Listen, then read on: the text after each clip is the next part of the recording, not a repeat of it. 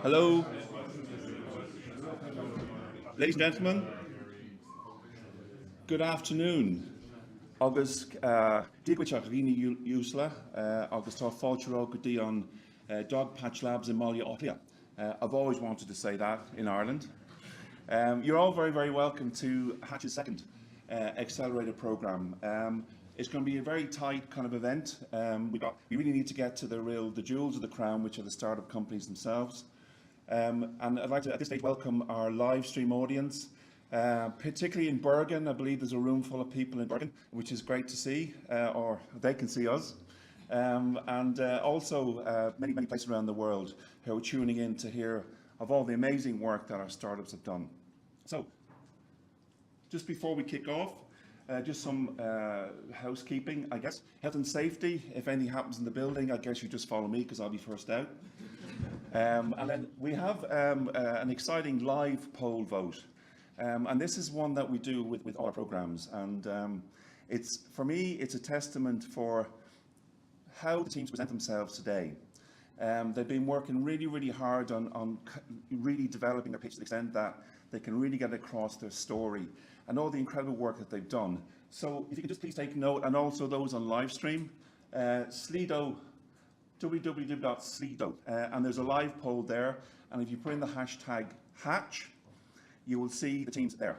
Now please don't vote yet, okay, because the guys haven't pitched, but when I'll give you the signal when we finish to go and cast your vote, and we will have an award, which is the BIM award, presented to the team or the company which people view to be the most investable, okay, which is a very prestigious award. And then from a Twitter perspective, obviously we want to push out what's happening here in Dublin. This is an aquaculture program.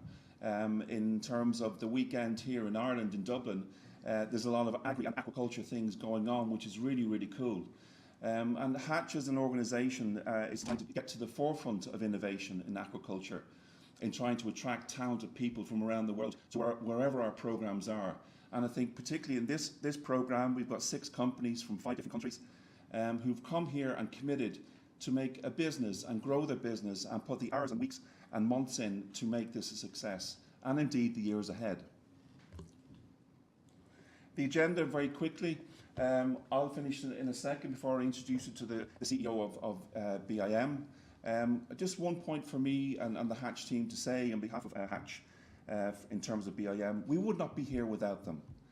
We had a meeting about a year ago and we moved to the idea of this is what we wanted to do. We were building the world's first aquaculture accelerator, and I think within an hour of talking around the table, they were in. And that to me is great inspiration for all the aquaculture entrepreneurs and young people looking to come into the business, that kind of support is there from the very highest level. We have, I'm really, really pleased to say, we have Her Excellency, the Norwegian Ambassador to Ireland here, to talk about her role and her views on aquaculture and Norway, as they are obviously one of the leading countries in the world in relation to aquaculture. And it's fantastic for us in Hatch and indeed Ireland that we have her support in doing what we're doing and developing the industry. We have Kai Sato, who, and a very brief intro around Kai. He's our entrepreneur in residence. Now, this is a very key role for Hatch in terms of developing these businesses. It's not only about the science or the technology, it's about building a business fundamentally. And Kai has done an amazing job with all of our teams over the last 3 months in pushing and poking and prodding and trying to get those deliverables. So by the end of the program, they are producing deliverables. And that was his key phrase all the way through. What are the key deliverables here? Delighted also to have Fraynd from Aquaspark, the world's leading VC, an investor in aquaculture here today, to share his views on it. And then obviously Carsten Krome, he's our CEO. I can't say a bad word about that guy. Obviously not. But Carsten's going to give you a taste of what we're doing and obviously kind of a look back on our program over the 3 months here. We're looking forward to hearing from Joan Mulloy, a solo professional sailor, and seeing the real symmetry between her challenges in the open water, no sleep and rough seas and all those things, and it's so similar to starting a company. So there's many similarities there, and I'm looking forward to hearing from Joan her challenges and how she got through some of the most difficult things in her career so far. And then, guys, it's on to the Hatch team, and it's on to the 6 companies we're going to present for you today, and I hope you will see and hear the amazing work and efforts and travels that they put in over the last 3 months. So, in terms of those 3 months, they visited over 12 countries. They've had 38 mentors come in. Really world-class mentors from all over the world have come to Cork and in Norway to meet our teams and share their advice, their expertise, their knowledge and their connections, which is fundamentally how they drive and they develop so fast. One-to-one sessions, I don't know how many we've lost count, okay, between mentor sessions that they've had, one-to-one sessions with the Hatch team. It's all about progress, it's all about pushing, it's all about getting results. And I think when the teams look back after this period of 3 months, I think they will really get a sense of the progress that they've made. And then the challenge they have is to continue that. And I have no idea how many meetings we've had, or how many customer engagements, or how many conversations on the phone, over email. It's been phenomenal in terms of the actual physics and numbers behind the actual program itself and what it's produced so far. And what has it produced? Here we are in Indonesia in a disinfectant pool, and I have to say the greatest collection of wellies ever. But it just shows you, from a Hatch perspective, we really believe in hands-on practical experience for our teams. And this is a shrimp farm in Medan. We spent a day there really seeing some amazing things and looking at the potential that we, as innovators, can bring to the industry. So, without further ado, I'll finish off. My job today is to move this along as quickly as possible. I'm not going to rush any speakers, of course. And it's my great pleasure to introduce to you Jim O'Toole, the CEO of BIM, and as I said, one of the real reasons why we're here today, and a big thank you and congratulations to Jim on that. So Jim, thank you.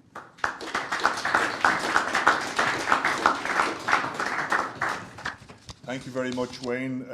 I thank you for your subtle indication to be brief, and I certainly won't detain you. I'm delighted to be here representing BIM. I want to say a very warm welcome to the Norwegian Ambassador, Excellency Berit Eikeland. Delighted to have her here join us. And thank you very much to Wayne and to the team from Hatch for making this event happen, and also for the incredible work that they have done over the last number of months. We're really, really delighted to have been a partner in that process and to share on this journey. And I suppose I can remember visiting Cork on the 18th of September, and it seems to have gone in a flash, but I'm sure for the companies that have been involved in this programme, it has been blood, sweat, tears and toil in that time. And I think the last 90 plus days have been a fantastic odyssey for all of you. Wayne gave examples there of the visits to Asia, the visits back to Norway, all the meetings, all the engagements, and at the same time that you've had exposure to experts in aquaculture, technology, finance, marketing, and tried to develop your business in the meantime. It certainly it's exhausting just thinking about it, and also bearing in mind that you've been dislocated from your families, but we're obviously delighted to have you here in Ireland for this process. We're in BIM very excited that the first aquaculture accelerator has taken place in Ireland, and that it's only the second one that has taken, the previous one in Bergen, of course. And it's something that we very much are enthusiastic about being part of, because my colleague Richard Donnelly was regaling the Norwegian ambassador and myself about the history of innovation in aquaculture in Ireland, and not that I doubt him, but Richard claimed that we were involved in aquaculture in Ireland back in 1858, when there was some activity in terms of farming fish in Dunleary, where BIM offices are, for salmon that had been, and I see Mark White here nodding enthusiastically, so Richard, you have to be right if Mark White is nodding. So it's obviously aquaculture has a long history, but it's of course all about identifying the new developments that we want to be a part of, to learn about, and also to encourage. And on that point, we're delighted that one of the teams, Alune, has already established business here in Ireland, and we understand that there are others who are working or heading in that direction, and it's very encouraging from our perspective to think that new businesses are establishing here in Ireland, and particularly new innovative businesses. So that's something that we're delighted to be part of, and I suppose part of the rationale of our involvement in this. And I suppose from a BIM perspective, we believe that we have a lot to offer here in Ireland in terms of the investment opportunities, the people, the skills, the technology that we are here to support. But of course it has to be around people with entrepreneurial ideas and new ideas, and we're happy to work with you. And of course against the backdrop of growing global demand and the very positive market signals that are there, and all the structural demand that is there to support a growing aquaculture, and it's something that we believe is very much a winning formula. We know, of course, that seafood is very important to Ireland. There are over 14,500 jobs in our coastal communities along the periphery of the country primarily, where there are often few alternatives, and that there are thriving businesses there that support and grow local communities, and that's something that we want to drive and to assist.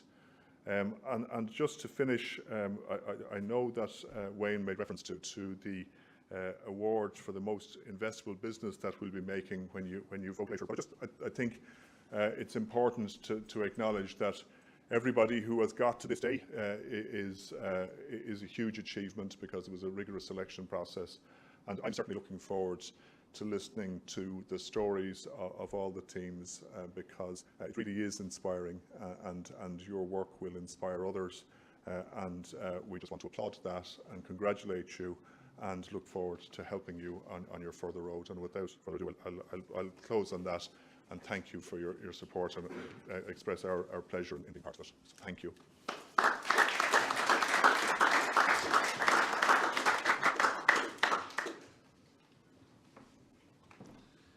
Thank you very much, Jim. And just to the point that he made around the teams and the commitments that they've made.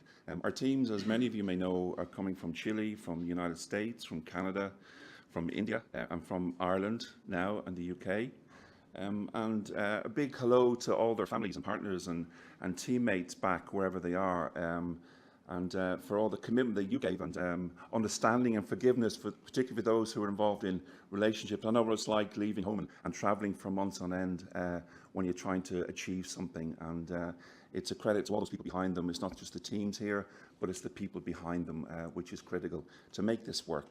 The next thing I'd like to introduce is the ambassador to Norway, Elsa. I had a meeting with Her Excellency a couple of weeks back, and I was blown away by the sheer energy and vigour and determination to assist Hatch in the first instance, and also the aquaculture industry generally. As you know, Norway leads the way in many ways in terms of aquaculture, and I think her presence in Ireland will only assist in that development in terms of we need key people to lead this, and particularly from a governmental perspective. So without further ado, Your Excellency, thank you.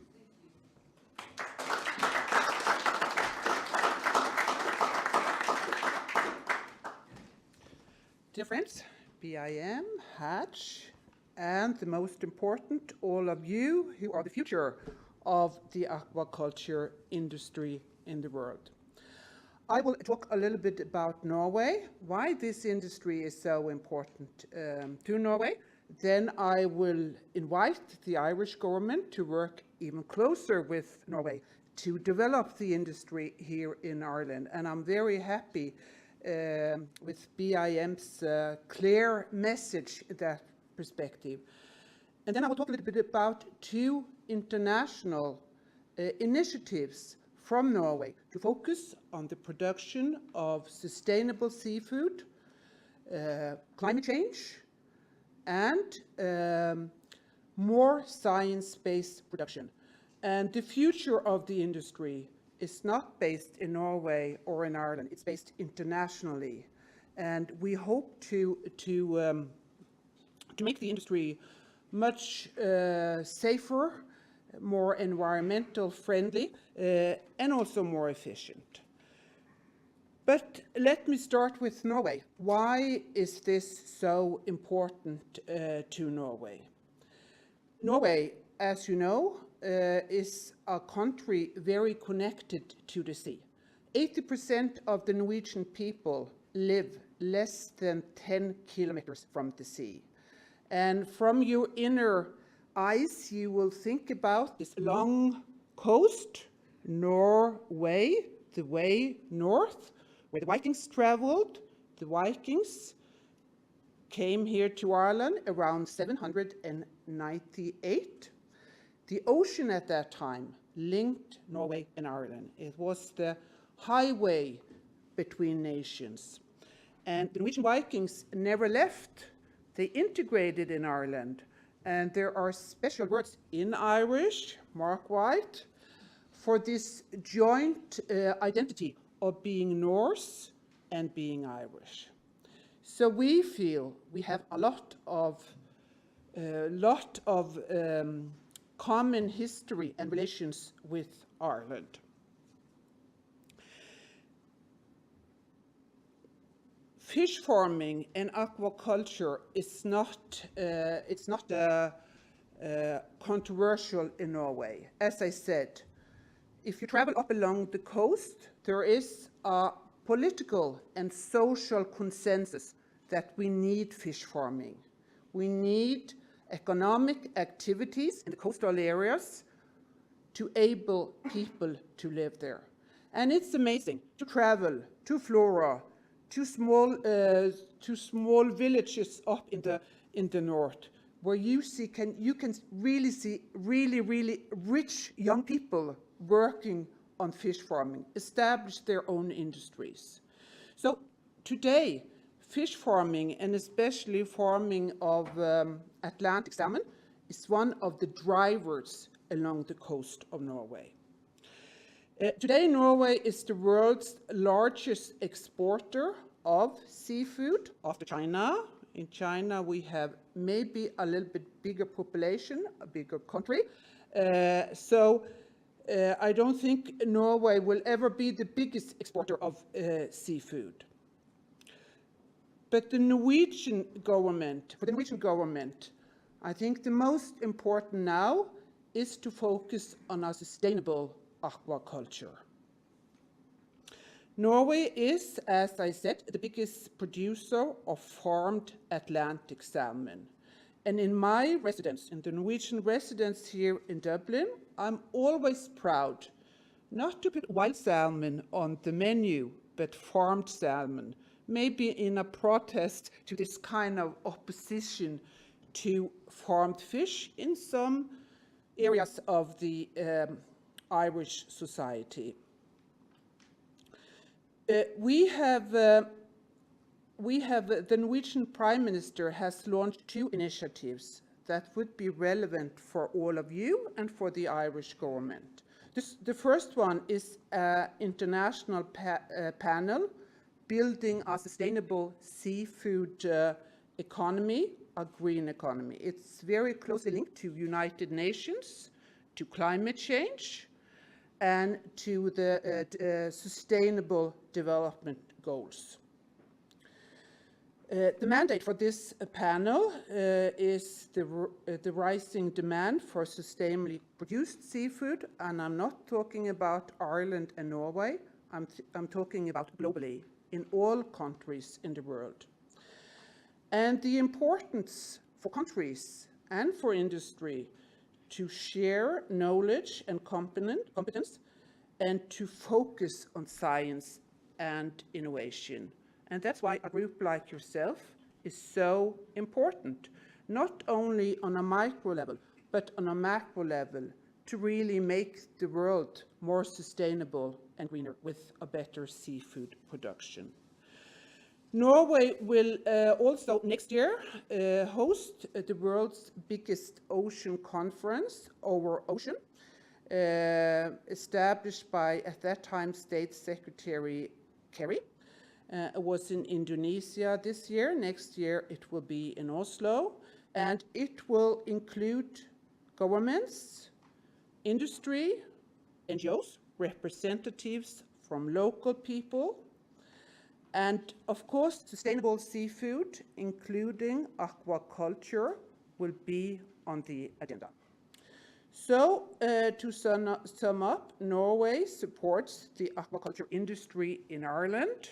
I will not spell it out more, but we would really like to work closer with BIM, with Marine Institute, and with the Irish government to share our knowledge and to share our experience.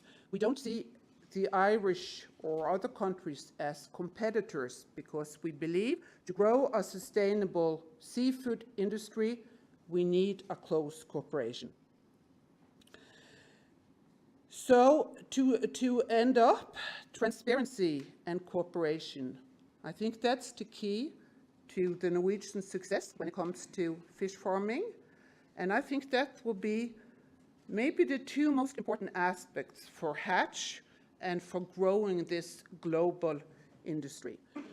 So your success is Norway's success, and the Norwegian embassy, Wayne, will always be behind you here in Ireland, and we are looking forward to work with all of you and to really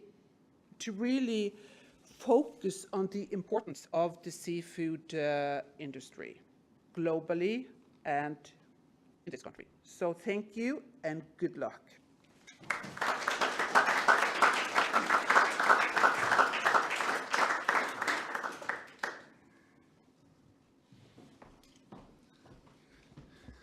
Thank you very much, Ambassador. And just to be very brief after that, I think those were sustainability and transparency and collaboration. I think they are really key attributes in terms of what we need to be doing to grow this business and this industry. The future depends on it. The lives of millions of people in the future depends. It might sound very dramatic, but if we don't get our act together in producing sustainable food for the future, we're all going to be in trouble.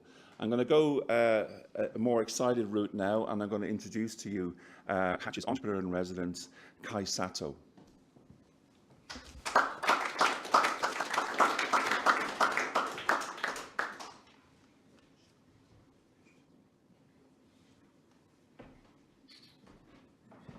Hi guys, I'm Kai Sato. I'm the entrepreneur in residence for this second cohort here in Ireland. And Wayne has forced me into a few things that I have to talk to you about today, including why I'm here and all this meandering that you guys will have to listen to for the next 9 minutes. But most importantly, there is a topic that's kind of deeply important to, I think, all of us and everybody in this room, many people around the world. And so we want to open with just an express focus on this really critical topic. And that is, of course, the mating habits of manatees.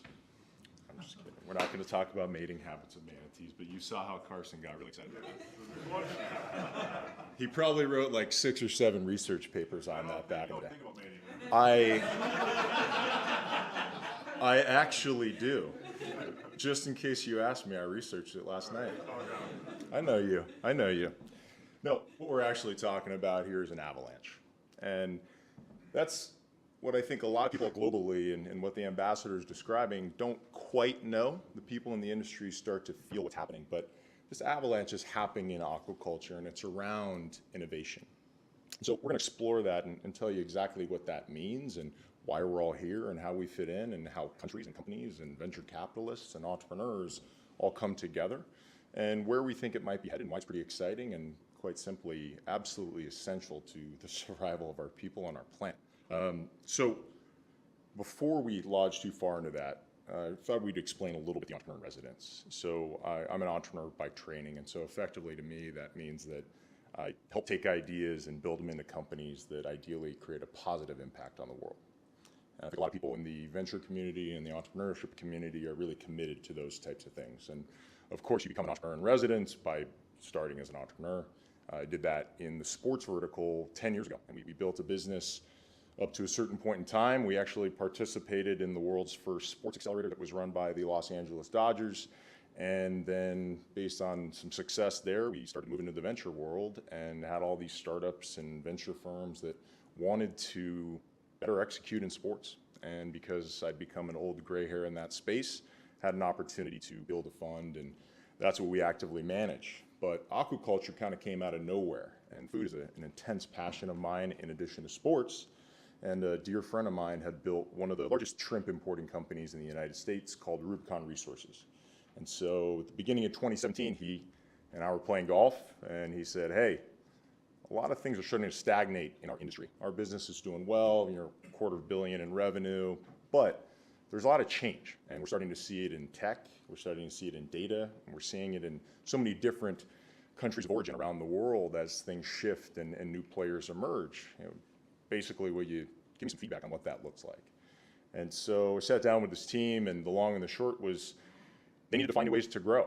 They had a successful business, but like all businesses, that gets established, and we have to find new paths. And so that was new products, it was new distribution channels, and even more so, and the stuff that I love and why we're here, it was things outside of our building and even further outside of our industry, and that's how I discovered Hatch. And so just reading the trades, seeing what was going on, there was a very clear signal that what had happened in sports and that I was lucky to be a part of is happening in a lot of industries, and especially aquaculture.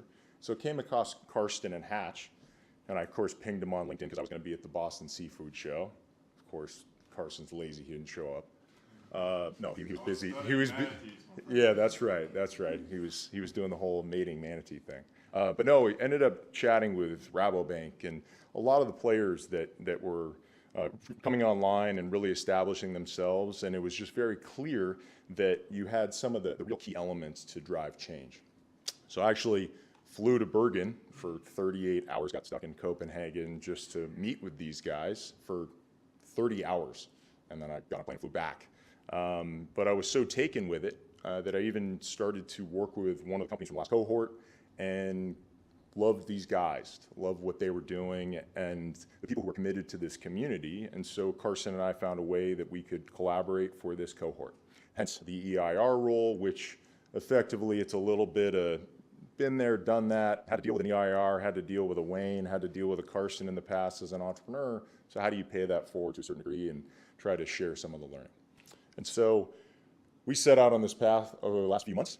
And at a high level, what you're going to see today in these pitches are exciting because it's a manifestation of what's happening globally, as the ambassador alluded to. So there's really three things that I think push this avalanche down the hill.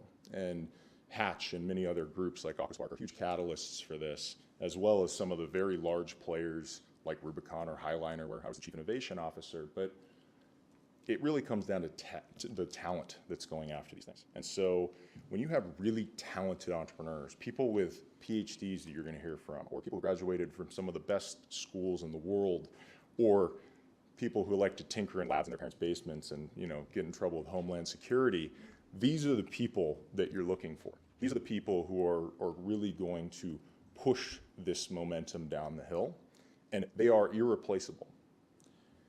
And what they're doing is they're actually building the tech. And some of the things that we're going to see is the ability to peer into opaque water and start to count and estimate biomass. We're going to potentially see a replacement to antibiotics. And all of this is being supported and catalyzed by people like Hatch, by people like us, and that's the capital. And when we say capital, it's not just the money, right? You could put all the money in the world out there. It doesn't necessarily translate to success, but it's really the sharing of ideas and assets and try to create this real nucleus for innovation and a protective hub so that we can foster the necessary change that's taking place. And we're seeing it globally. And the entrepreneurs that you're going to hear from, as Wayne touched on, previous cohort, this cohort, and quite honestly, many around the world, everyone recognizes that there's just incredible opportunity here. So that's effectively the last piece. And I'm sure many of you are in this room for these reasons, but yes, there's money in it. When you look at the economics, you look at private equity, you look at venture capital, we are running out of certain food supplies. Seafood is one of them. The oceans are in trouble. And by actually farming seafood, it's an extremely efficient process, right? Feed conversion ratios and things like that. So, of course, that's started to attract the attention of large funds out there. So there's nothing wrong with it. There will be significant returns. There have been. I was fortunate to be part of one of the largest exits when Rubicon was sold to Highliner for $107 million in the United States. So we're starting to see people really catch on to where things are going. And some of the largest companies in the world, as Cargill has alluded, we are going to be placing significant investments in some of these categories. Most importantly, as human beings, we have to eat. Maslow's hierarchy of need kind of suggests the fact that food, water, shelter, things like that. If you are going to sustain yourself, we have to rely on seafood. And we have pretty much since inception of man. And right now, the ways that we source it are not sustainable, and I think we all know that. So the human beings ultimately matter. And then fundamentally, the planet, right? We can extrapolate. We don't, in my opinion, know exactly how much damage we're doing or things like that, but we always have to do better. And one of the beautiful things about aquaculture and the way that we're innovating and the things that we're starting to see in the field every single day, and it's only going to accelerate and amplify, is the ability to improve the planet in which we have it. So very excited to hear from many other people here, primarily the companies, and thank you so much for coming today.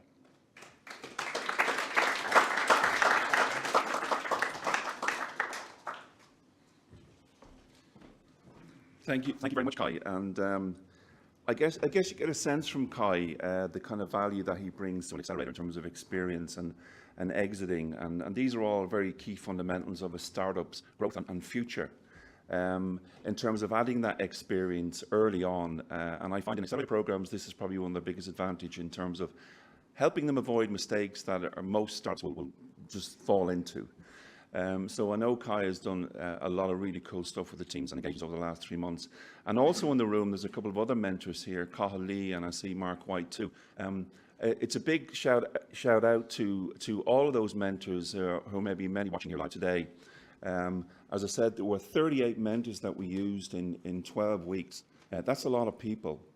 That's a lot of advice, and that's a lot of value and experience. And I do hope that you'll see that experience be produced in the pitches and what they've learned and what they've done and the directions they've taken. So it's a key part of it. And I know Carsten and the team would like to say it, a big thank you to all the mentors out there that took the time and flew in from all around the world to come to Cork and Bergen to engage with our guys and girls.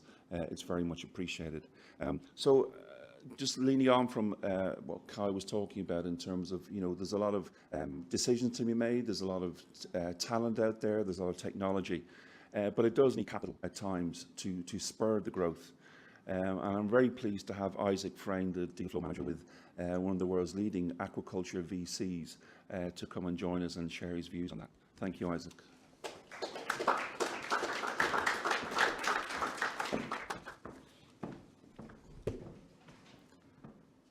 Good afternoon.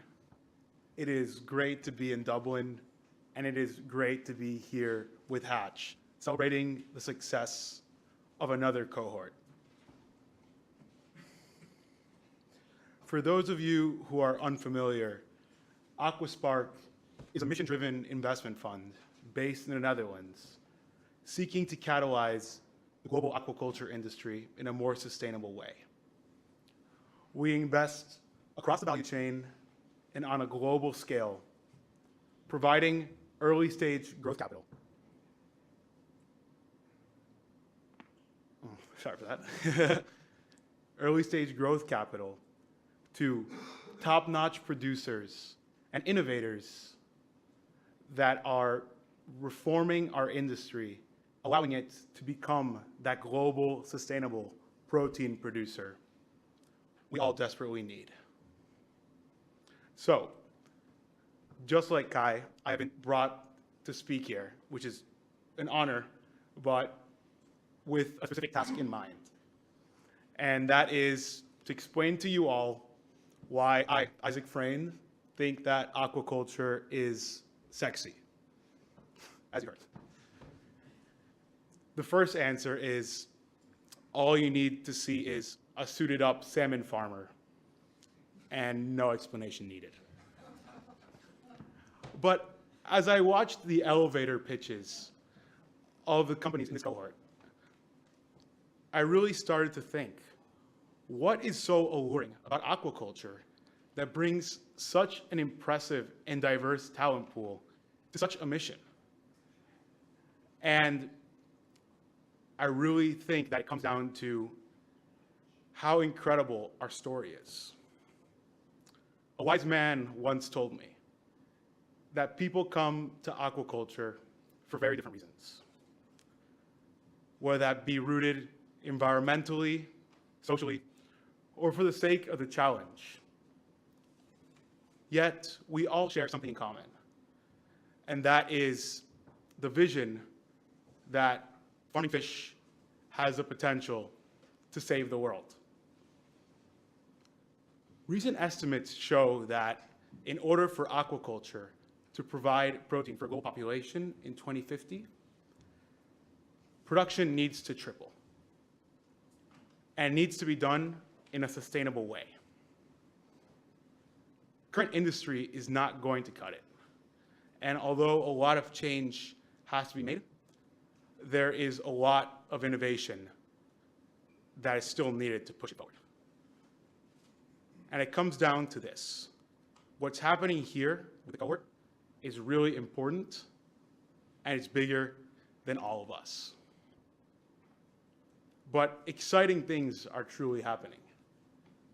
And it's that as we are really finding ourselves in what people consider to be the early stages of the fourth industrial revolution, rather than just making the next food delivery app or fitness supplement, people are taking their lines of code and their lab tabletops to the net pens and to the farm ponds.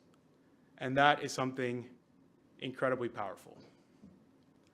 So the first thing I ask the room as they begin to be dazzled by the awesome startups presenting today is to realize that today is not only about talking about better ways to farm fish, but rather to also appreciate how far-reaching innovation is and the impact it can have.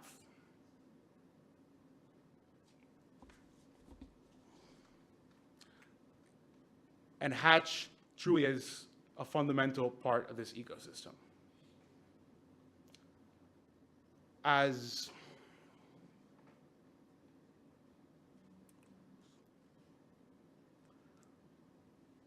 I want to take this moment to truly recognize the Hatch team for the important part and responsibility they hold in this industry. Anyone who meets the Hatch team can confirm two things. One, they are passionate fish nerds, 100%. And second, calling them hardworking would be an absolute understatement. We're talking about a team that has traveled to remote places of the world to have a true understanding of what this industry is and to bring that value to their cohorts. Which leads me to what I think Hatch provides two very important aspects of what a growing ecosystem is. The first is closing that early stage funding gap. And that's been shown to be crucial in all tech ecosystems. And you can talk to any founder, and they'll remember that first investor check that validated what they were doing and pushed them forward. But more importantly, I think what Hatch does is close the early stage knowledge gap in aquaculture. And as cliche as it may be, I'm about to quote Elon Musk on a demo day stage. A quote of his truly resonated with me, and I feel it's relevant. And it's that a well thought out critique of whatever you are doing is as viable as gold. And that truly, to me, feels like the ethos of what Hatch truly is. Taking companies and making sure that they have a full understanding of that end client, which is incredibly difficult to do, as well as opening companies that are addressing local issues to think global on what their impact is.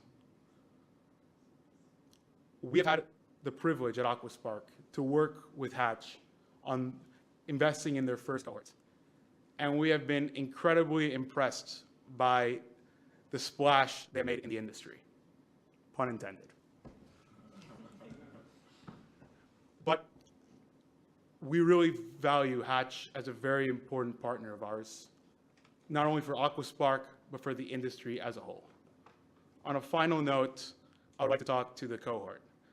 I'm really excited to see what you have in store for us today. I know you have worked incredibly hard and that the Hatch team has pushed you quite a bit. I wish you the best of luck, and I really want to thank you for truly inspiring me. Thank you very much.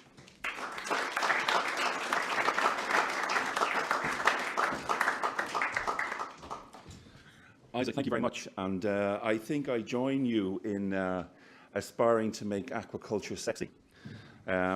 We need to attract, and I said this in Bergen previously, we need to attract talent from all over, from different disciplines. On our last program, we had aerospace engineers, we had coders, computer scientists, and all these people are needed to be attracted to solve many of the problems that are in aquaculture. It can't be all fish nutritionists, which I'm about to introduce to you next. So, you know, when you talk about hard-working teams, Isaac, yeah, we do work very hard, but it's done from, you know, as a team, and in doing that, we're led by a fantastic guy in Carsten. He doesn't like being told he's great, he feels very uncomfortable with that, and we like doing that, don't we, guys? So I'd like you to hear from our CEO about Hatch and what we're doing and our plans. Thank you, Wayne. First of all, I do like to hear that I'm great, so that's definitely thank you for that. Also, you make the aquaculture industry a bit sexier every time you're on stage too, so that's already a win for this. So, yeah, oh yeah, sure, yeah. So welcome also from my side. I'm really excited to be here today, obviously in Dublin. We've already heard from people from all different sorts of locations, Norway, United States. We've got people here from 6 different countries, teams here from 6 different countries. So one of the main things that I've been appreciative of over the last year really is that we've been doing, I think, a decent job in bringing international people together and taking aquaculture, which is a global industry, and taking it as a global industry and bringing it to certain spots. In the first instance, we were in Bergen in Norway, which has been a great experience, and now we are here. And I'd like to take this opportunity always to kind of think back and over the last 12 months and what we've done, because really 14 months ago, we were only a bunch of people in a room. Actually, Wayne has a house, so he was in a house. George and I were in a little apartment in Berlin, and we were thinking about what it would be, what we should do in order to set up an aquaculture accelerator. And now 12 months later, this is what we've created essentially. So what you see here is the investments, is those red little dots that we've made over the last 12 months.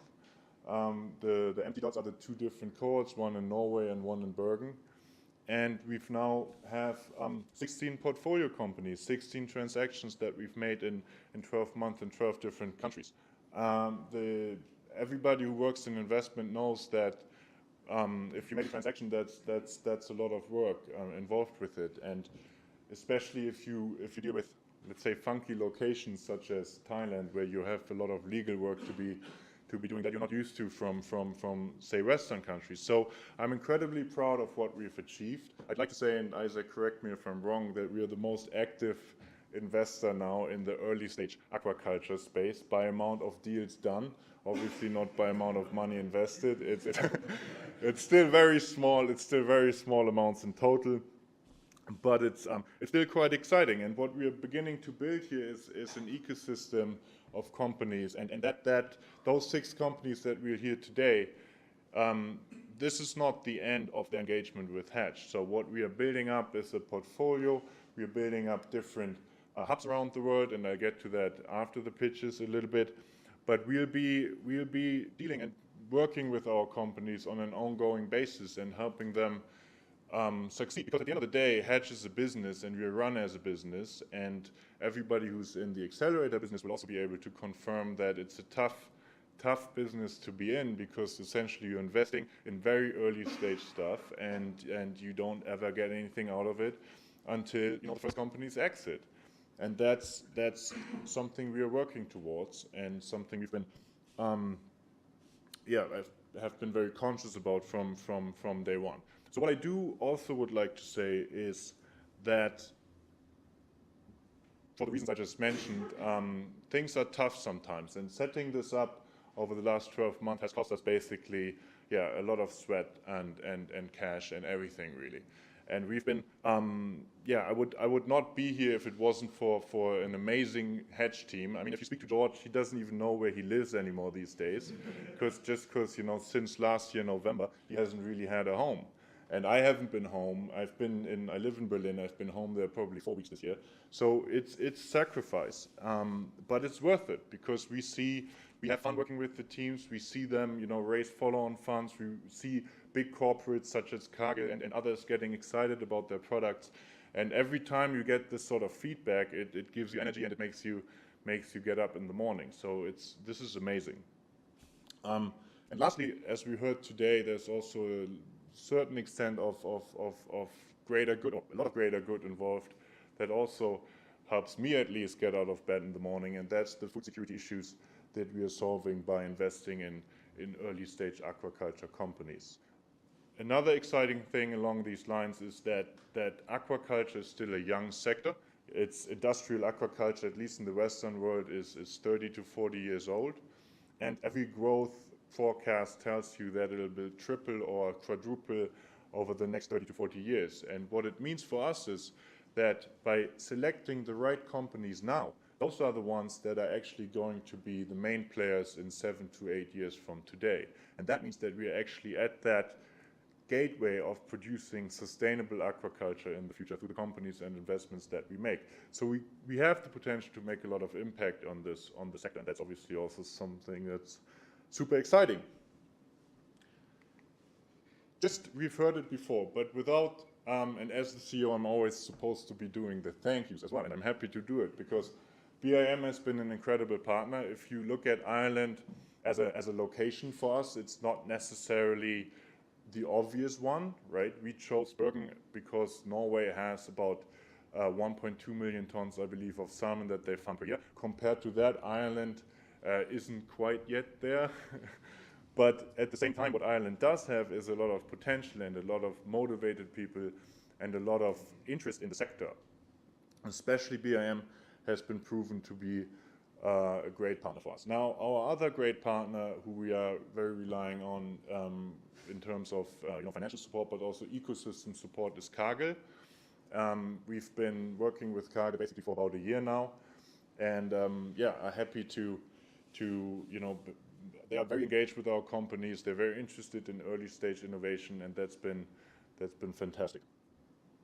Yeah, before we get to the pitches, I'd like to just show you some pictures. It's a little small right now, but of the different things that we've done over the last 3 months.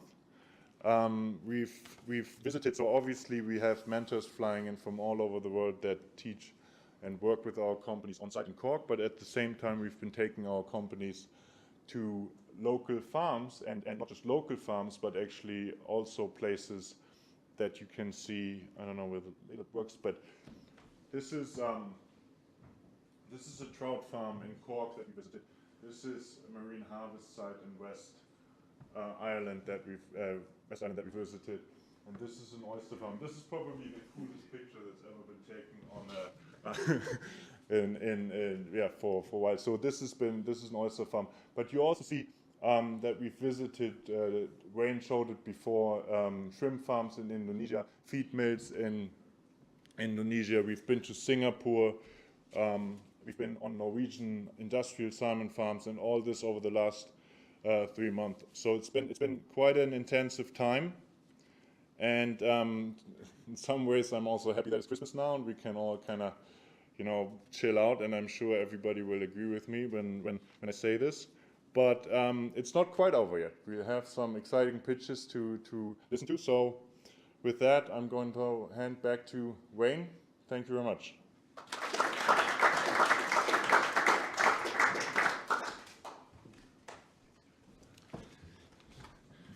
Yeah, we've done a lot of work. And I think certainly you get a sense from Carsten, and if you speak to George or Dylan or Jeremy or Hamil back in Norway, or Fabian, a big shout out to Fabian who's not well today, he couldn't be here, part of our team. We're really committed to making a change in this industry.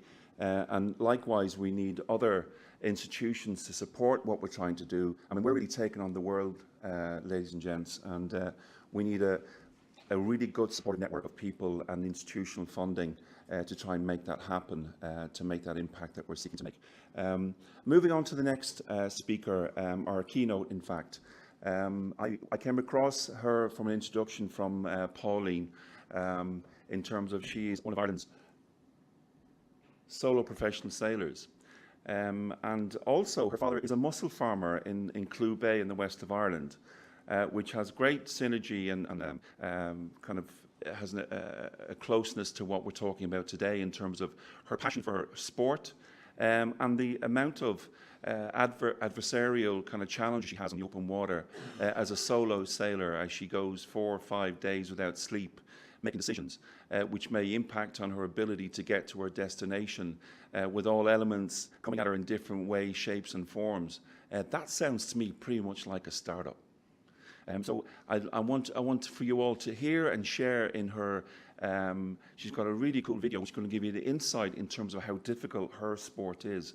I think we should do a cam on it, a startup maybe, from start to finish. That'd be an interesting project. But Joan, please come to the stage and share your amazing story. Thank you.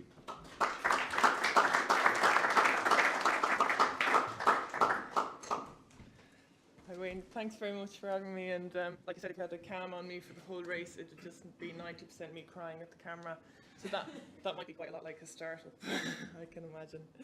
But Wayne gave a little introduction to me there, and my name is Joan Mulloy. I'm from Westport in County Mayo, and as he said, my dad is a mussel farmer in Clew Bay, and I know BIM for a long time as an agency because my dad has done so much work with them over the years. And one thing that kind of keeps coming up here today is innovation, and BIM really have always pushed innovation, and all the innovations that have happened on the farm have been supported and helped by BIM. Oh, John, sorry, excuse me, I'll stand closer.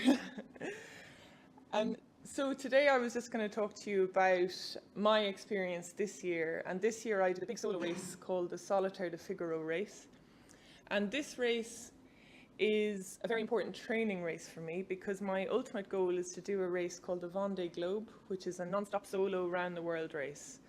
And the next one of those is in 2020. So my goal at the moment, everything I'm doing is building up towards that race. So that's my big event over the next few years. And I was really lucky this year that I had BIM as my main sponsor, and it was great for me to have them on board because it was an industry that I really identify with. I was promoting their Taste the Atlantic Trail down the Wild Atlantic Way, which is where I grew up, where I learned to sail. So for me, it was a really great year to be working with BIM, and I was just absolutely delighted to have them on board. And I have a little video here that just kind of introduces me and basically kind of says what I've just said. And then I'll go on and I'll show you some videos of the solitaire race I did earlier this year. And like Wayne said, I hope that you'll get a bit of an idea of how hard it is.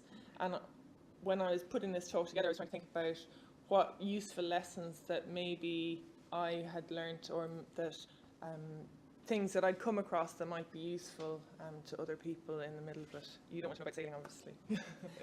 So we just played the little first video. We've got a hand signal system happening here. I'm Joan Mulloy, and I'm a solo professional offshore sailor. To be a solo offshore sailor, you have to be really driven and you have to be very dedicated. Last year was a very tough year, but I was really proud of myself because I was the first Irish woman to ever compete in the solitaire Ergo Le Figaro race. It was really hectic, there was loads happening around me, but I still had that little moment of thinking like, yes! My ultimate goal is to compete in the Vendée Globe solo round world race.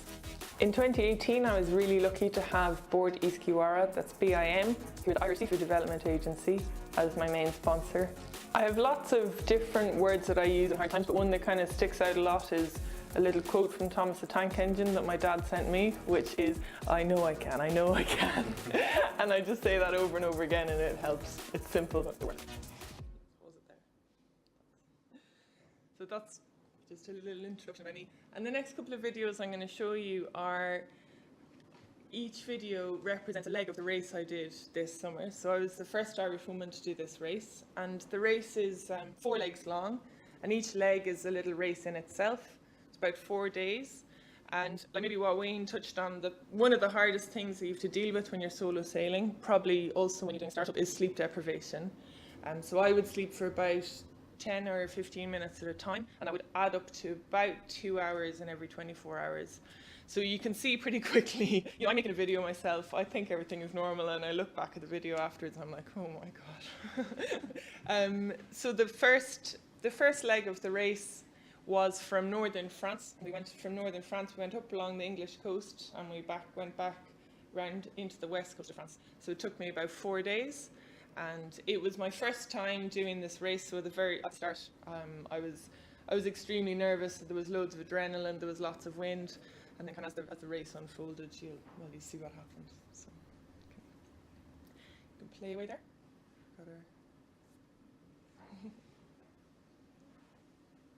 So here we are, leg 3 of the first little course of solitaire.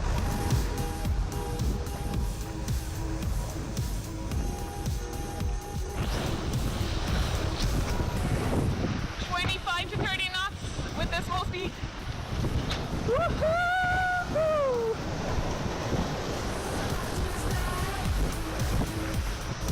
I've just taken my hat off for the first time since Sunday.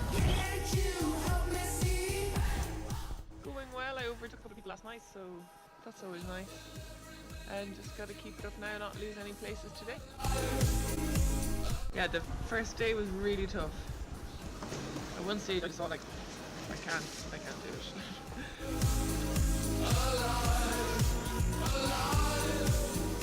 From Tasty Atlantic, we're just approaching Wolf Rock, 3 miles from the rock. I don't know if you can see it.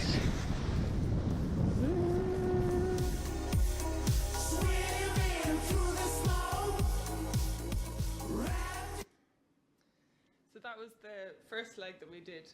And I think of the things that I learned in that leg, one thing that it kind of came up again and again, and it was one of the strongest lessons that I learned, was if you have a goal that's really strong in your head, it actually doesn't really matter what else is happening. Like, even if you haven't slept for 3 days and you can't quite remember your own name and you can't quite read numbers anymore, you still just have this drive in your head, like, I have to get to the finish line, I have to get to the finish line. And my goals were get to the finish line, and you're constantly going as fast as you can. And I think there's probably like parallels in business where you have your goals and that's the goal and that's it. And no matter how much other fog there is in your mind, because sometimes you could be really tired, or you're distracted, or you have lots of other stuff happening in your life, all these other things can kind of crowd up and take over your vision. But as long as that goal is there, somehow your feet will keep walking towards it, no matter what else is going on. And that's one thing that I learned in a hard way in that first leg of the race.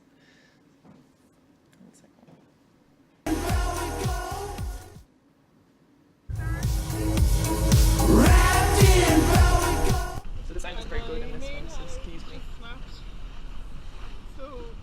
I'm motoring to Kranthi to fix it because it's stuck in the mast and I can't fix it on the boat. And then I'll rejoin the race. Probably about 2 hours behind the rest of the fleet. So I'm safely in Saint and Max and Pierre are working hard on the mast. And I'm looking at the weather for my renewed start time.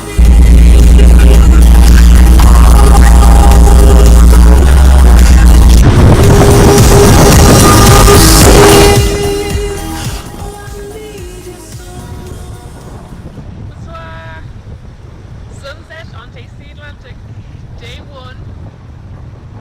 Here I am, back chasing the fleet. I'm a long way behind. Great news! For the first time since being shore, I can see other Figaros. I can see a couple of boats.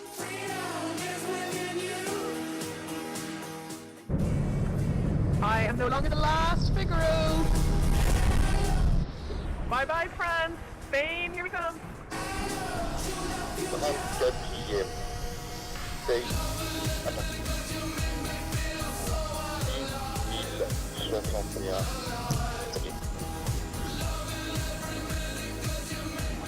Got to jibe, and I'm scared. I dropped the spinnaker and jibe were just Solent. Now I've got this small speed.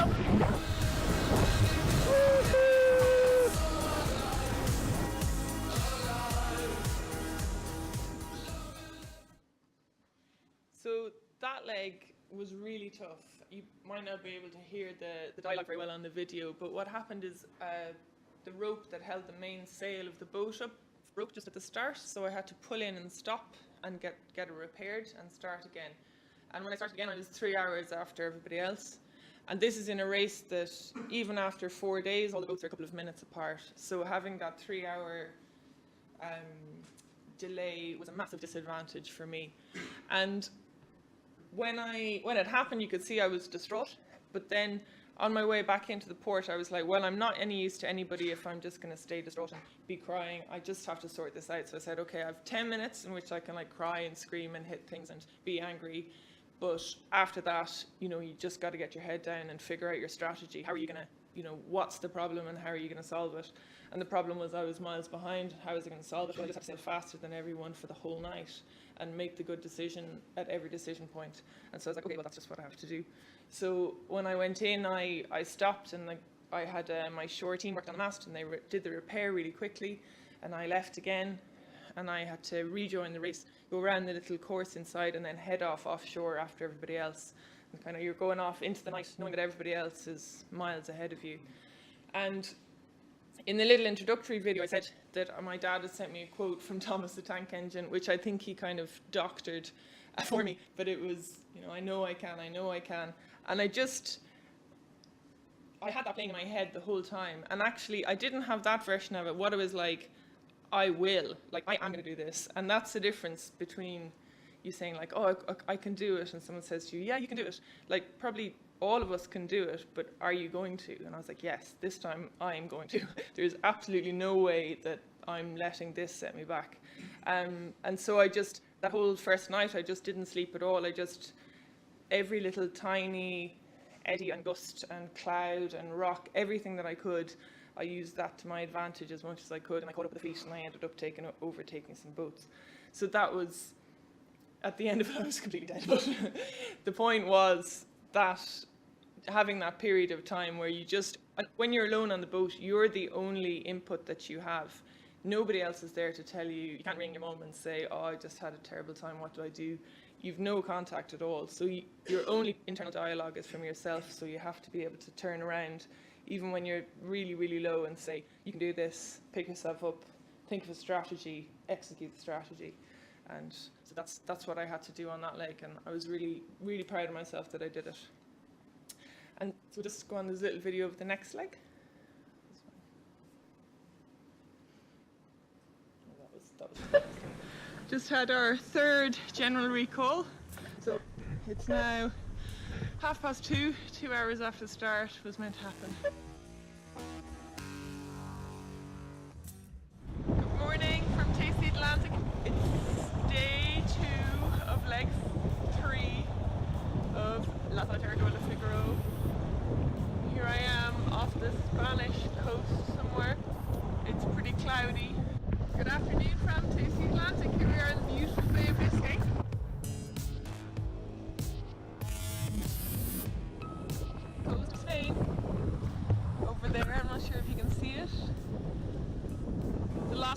fine. We're going to see until probably Thursday.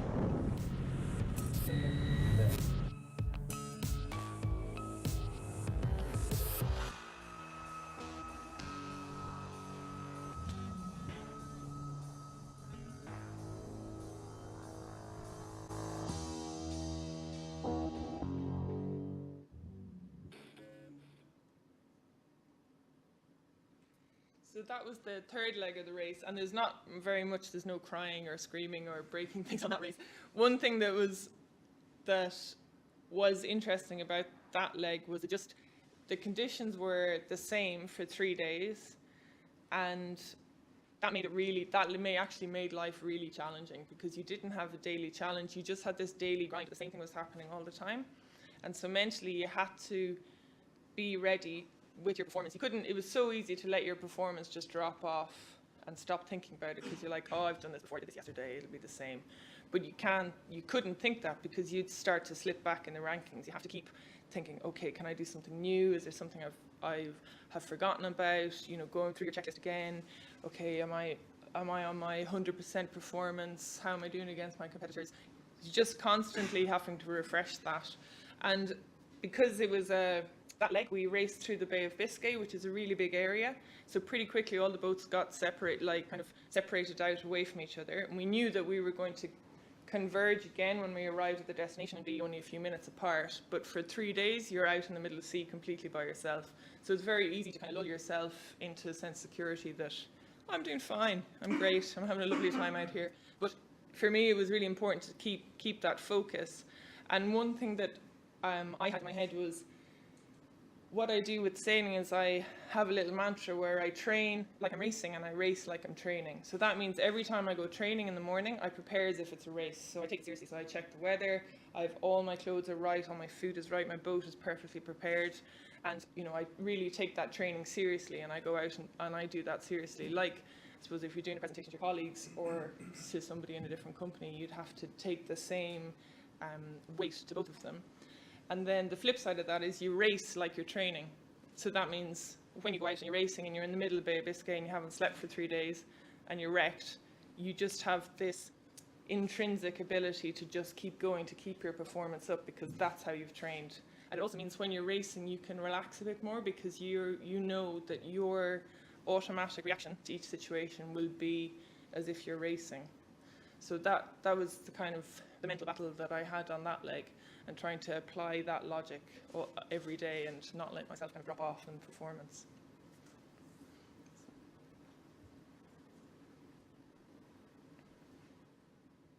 It's our last night of La Solitaire Ergo Figaro here on board Taste the Atlantic with our spinnaker up, going downwind.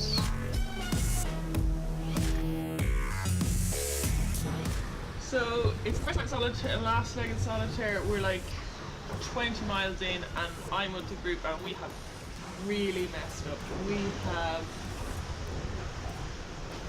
We've thrown the whole bloody race away already. Last few miles of La Solitaire Ergo de Figaro. It's been a really tough 24 hours, but I'm looking forward to getting into the dock. We've got about 21 miles to go. That means I've sailed about 1,630.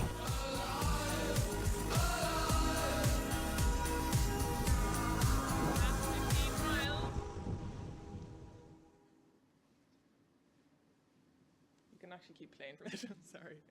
I did my hand signal too early. There.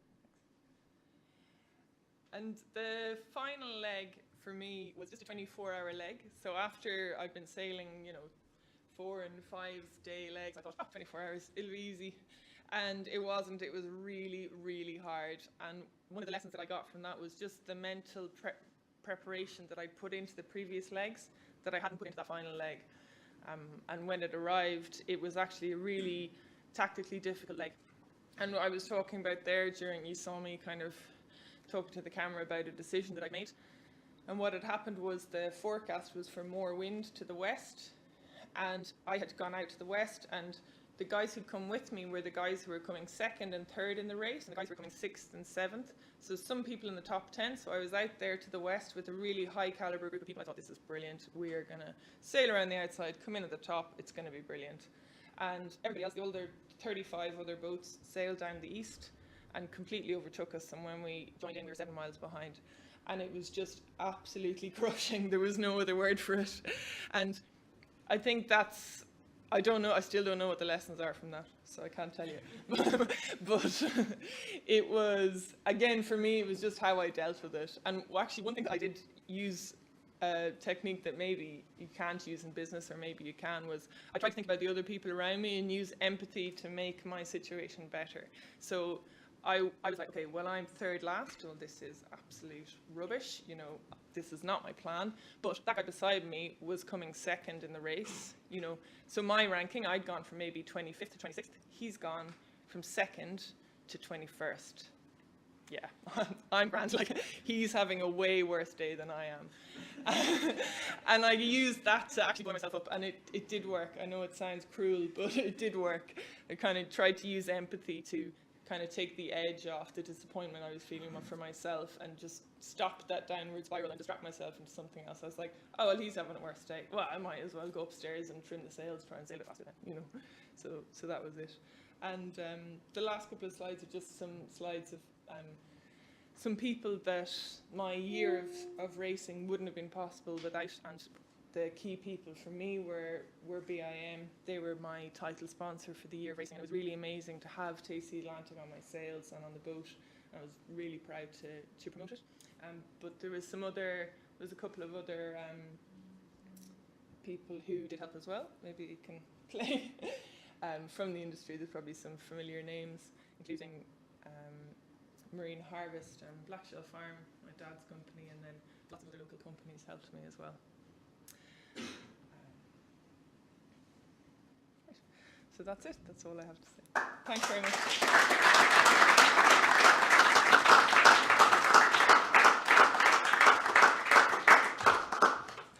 Well, folks, I think you can agree there's so many drawn comparisons in terms of Joan's challenges on the high seas and what aquaculture startups have to face too. And I can also say to you too, Joan, that expression that you used, okay, that was heard nearly every day in our office as people struggle with the challenges ahead. So, folks, just to get you onto the pitch session, and this is the most important part of it, and I'm really excited to introduce 6 super cool entrepreneurs and teams who are battling to build globally successful companies across a multitude of different target markets. What I would ask you to do is just check out on your app, for those in the live stream, www.slido, that's SLI.do. If you can check it out, the poll is live there. So don't vote now, as I've said. Wait till after the last presentation by Prospective Research to make your vote and cast your vote. So, without further ado, I'm introducing you to Evan Hall, CEO of Wittaya-Aqua. And just to note also, no more than trying to build a business and a startup, he also happened to get himself engaged in Dublin in the process. So love exists in Hatch. So Evan, welcome on stage.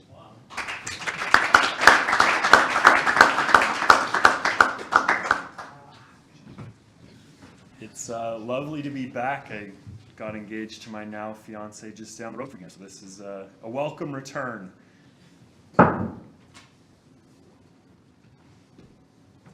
My name is Evan Hall, CEO and co-founder of Wittaya-Aqua.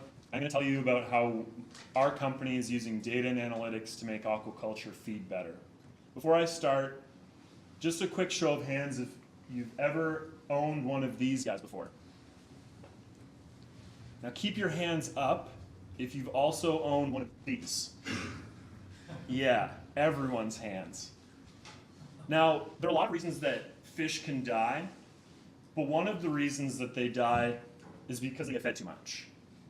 Now, at this point, you may be asking, why the hell am I talking about goldfish? I thought we were talking about aquaculture.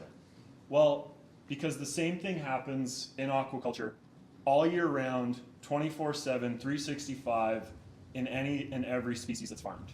Now, this is an ecological, environmental, social, and economical disaster. that could have been, if not prevented, at least better managed. Now, how does a fish farm end up looking like this? Very simple, people. People don't make great decisions. And what you can see here on both a tilapia farm and a salmon farm is people at the end of the day are the ones making decisions on how much they need to feed their animals.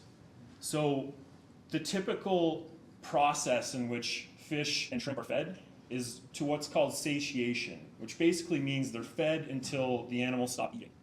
Now, the problem with that is that it's based on human perception.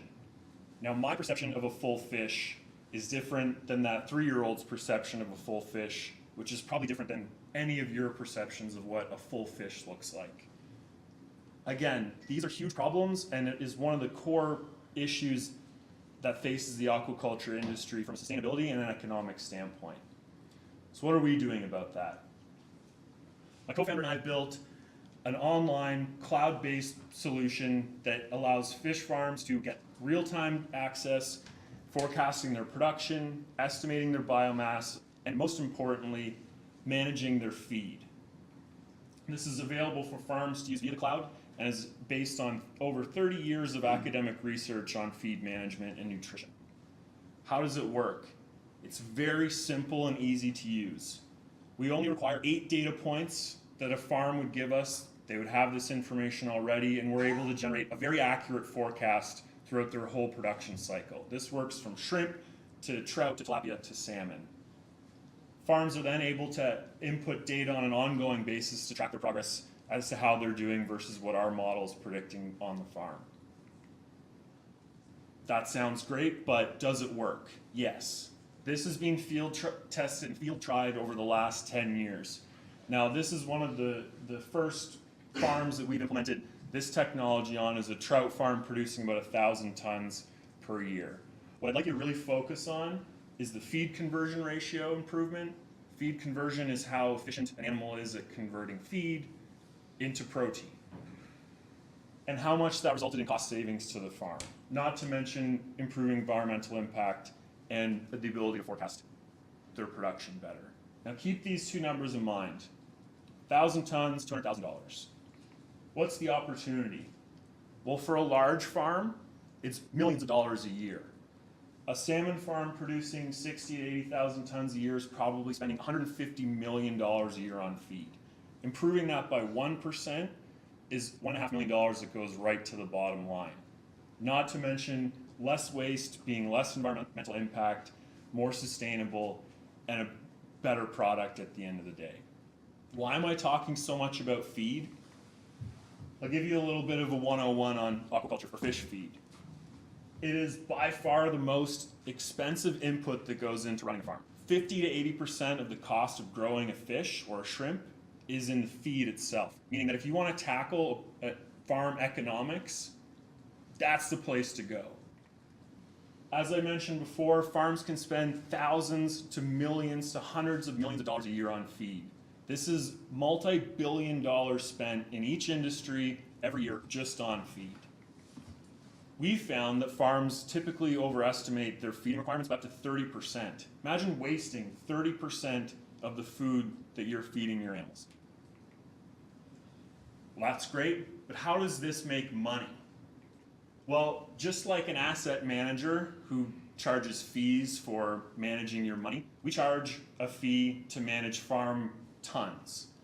We're a SaaS-based annual subscription service, and the more tons we manage, the more farms we manage, the more money that we make. It's very simple. We're going to market directly to farms and through feed companies, which at this point you may say, as a feed company, why would I work with a farm or a software company that's reducing the farm's feed spend? Well, they have a vested interest in not having farms like the first one that I showed you. That farm's making no money and paying the feed company nothing because all their animals are dead.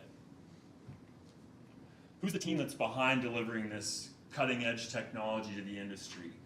Myself, I'm a fisheries biologist turned wealth manager, worked in finance managing about $1 billion on a team of 8 individuals. But the key components to this team lie my co-founder and our science crew. My co-founder is a world expert and industry leader in the aquaculture feed space. Nobody knows more about feed than my co-founder. Secondly, we're equipping our team with the individuals who are able to sell and work in the biggest markets in Southeast Asia. We've recently brought on a sales manager who's literally in Vietnam selling our software in one of the biggest shrimp markets as we speak. He's sending pictures of the farms he's visiting to literally right before the presentation. What are we looking for? Well, we're looking to raise $500,000 to help build out our research and development, technology, and software teams, as well as improving our sales and marketing as well. We're also looking for development partners, whether that be farms, feed companies, or other members of the aquaculture industry. We think that we have a lot of value that we can provide, and there are tons, literally, of opportunities and development partners that can help us deliver these to farms. What have we done thus far? Well, beyond getting engaged, our company is being accepted to 3 accelerator programs, Hatch being the first, so congrats to Hatch for that. We've raised $180,000 in both investor and government grant money. We've moved our software from a prototype to an MVP that's being implemented and is on farms as we speak. We, as I mentioned before, base ourselves on the tons that we manage. We currently have 175 tons under management since joining the program. Our sales pipeline now has over 300,000. Our team's doubled in size, so we've been busy. The last thing that I want to talk about is, I think maybe something that might be hanging in the back of your minds is, where does Wittaya-Aqua come from? What does Wittaya mean?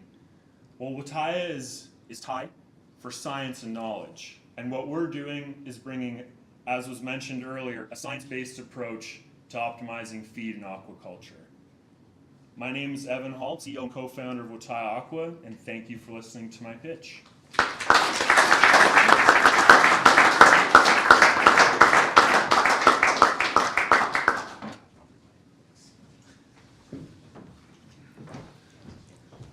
It's been a pet kind of thing of ours, you know, timing these pitches. Evan, 6 minutes and 59 seconds. Get out. Super job. But I think in terms of timing and everything else, you can see for me, and hopefully you'll see with the rest of the guys and girls who come up to pitch, the amazing progress they've made in just 3 months. And that is possible. And again, it's to all those mentors out there, but I'll move along. I'd like to introduce next Alune and their CEO, James Fryer, and a shout out, I'm sure he will, to his co-founder, Alex, who's out somewhere in Indonesia. We don't know where he is, but he's on a shrimp farm somewhere. James.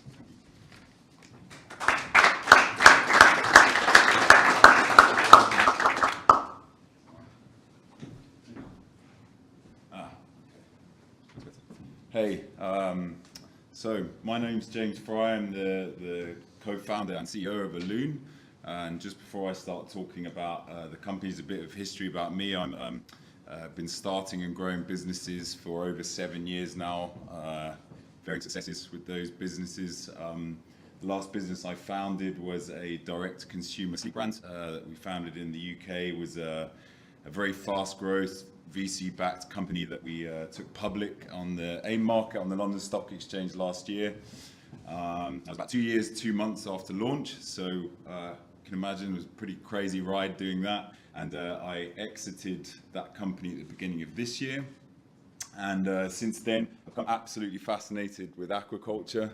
Obviously, going from selling matches to selling shrimp is an obvious move.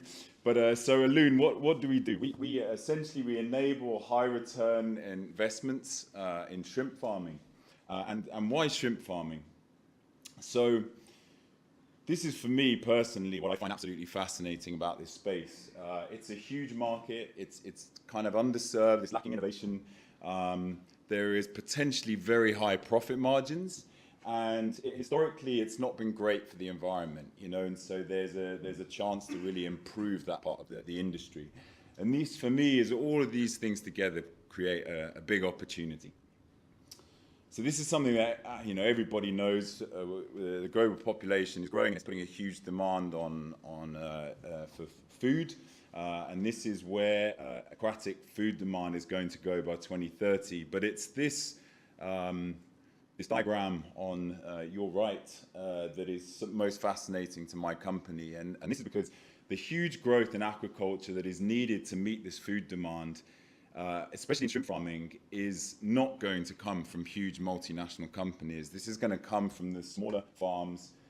And these farms are in need of help, they're in need of support, they're in need of capital, and they are in need of innovation. And so this is what my company is going to be providing to these smaller farms. So this is a diagram of where we sit. We're an intermediary, really, between the farms and the investors. So here on with the farms, we provide capital, we provide expertise and technology.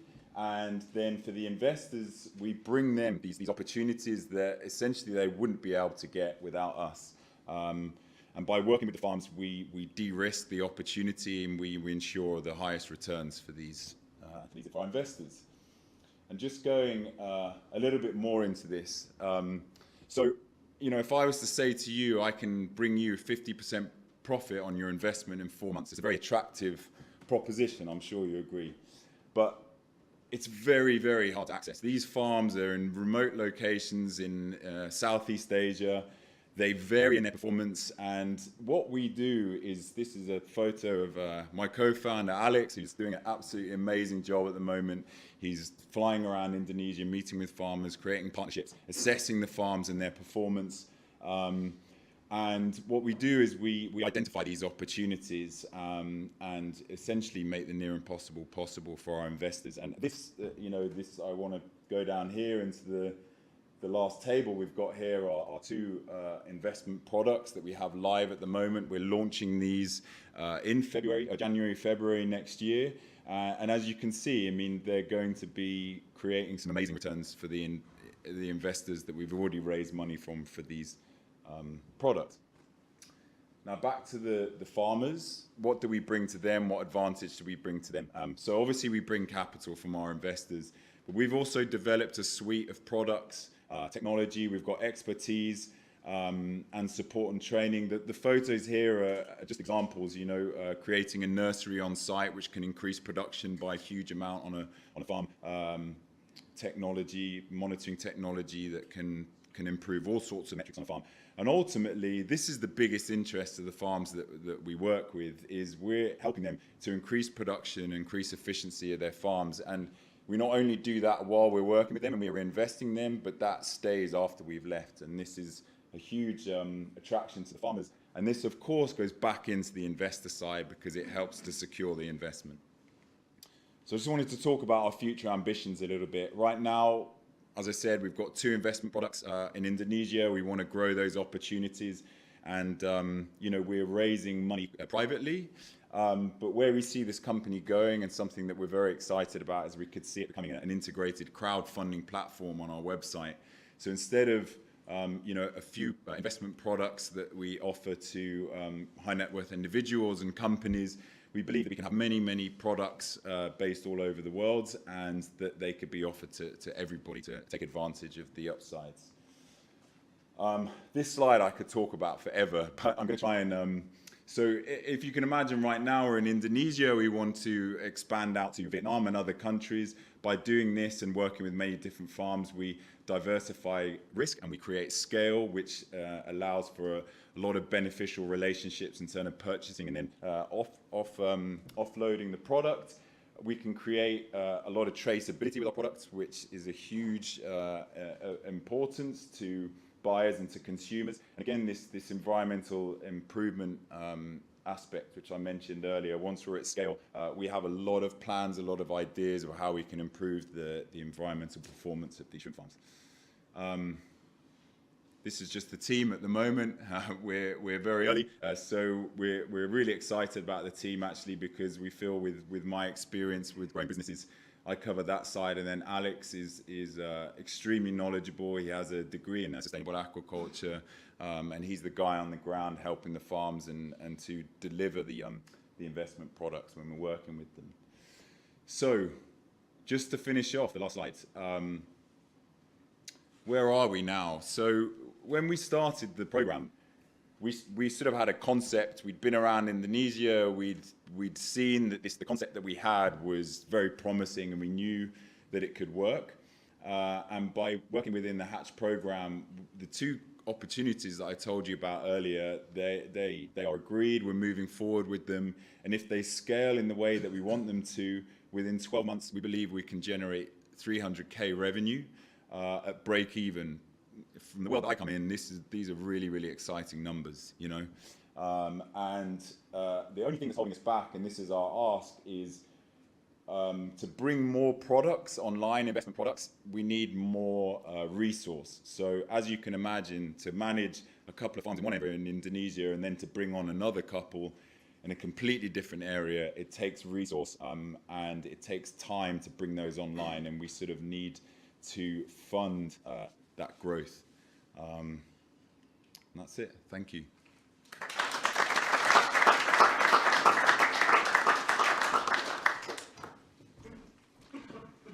Thanks, James. As you can see, folks, I mean, most of these companies, indeed, if not all, are really focusing on the global aquaculture industry. And what's really exciting for me about Alune is matching east with west in terms of what the value that exists there and the resources that exist there, and bring them together and to act as a catalyst to invest in these shrimp farms, both to make a profit for the investor for sure, but also to educate and build the industry sustainably, which is a cornerstone, I think, of all our teams. That is worth noting.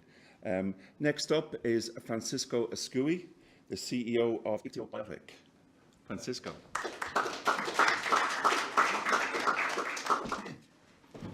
Hello, good afternoon. My name is Francisco Ascui. I'm CEO and co-founder of IctioBiotic, a Chilean biotech company focused in aquacultural health. As you know, there is a health problem in aquaculture, a big problem, which is mortality produced by diseases. Viruses and bacteria are attacking different species in aquaculture. For example, that one is the SRS, which is a big pain in Chile that attack the salmon in Chile, that I will explain later. That one is the white spot that we can find in the shrimps. That one is not nice, of course. That's the Flavobacterium that we can find in the rainbow trout. And for the mortality for the farmers is a serious problem, of course. Many of them, for controlling, they don't have any other choice but using antibiotics. And this is a very sad record to have for the Chilean salmon industry, being the world record in antibiotics. That is affecting the image of the Chilean salmon, and of course it's affecting the price. If you compare the price of the Chilean salmon to the Norwegian salmon, for example, is very different. There is losses that comes with mortality. I just took these three species. In the salmon, we are talking about losses, the fishes that die, the social impact, everything of about $3 billion. In the tilapia is more than $10 billion, and also in the shrimps is more than $10 billion. So we're talking about a huge, a lot of losses here. That is a good question. Is it a good sector to invest? And the answer is a big and fat yes. If you find the right solution, of course. If you find the right solution. There are many, and also it's a good exit for the investors. There are many global major companies trying to find solutions. Solution, in our case, is oral biotherapeutic. We have improved probiotic that release functional proteins, and it's very easy to deliver. We just put it with the feed. The fishes eat the feed, and when it's inside the guts, they produce the proteins that we want them to be produced, which in our case are 4. We have 2 immunostimulants that enhance the immune system overall, protecting against viruses and bacteria. And we have 2 that work as oral vaccine that are tailor-made to Flavobacterium and SRS. SRS is the big pain that I mentioned that I was talking. I didn't mention before, but SRS is a disease that affects $1 billion. It represents $1 billion of the Chilean salmon industry. That is the impact that has the SRS. Chile is the second largest producer of the world. It represents something like 35% of the global worldwide production. So solving this issue is mandatory, of course. Our results so far at the lab in the IctioBiotic SRS vaccine has been very promising. We have managed to increase the percentage of survival from 35 to 85%. So we're very optimistic on the results that we got at the lab. Of course, that a solution that works will allow to use less and less antibiotic and depend less on the antibiotics. So the image of the salmon, Chilean salmon, will be improved and the prices will be going up. Where are we at the moment? This is targeting the Chilean salmon industry. We have the proof of concept done. We have intellectual property. With one of the products, we even applied the international patent and also the Chilean patent, of course.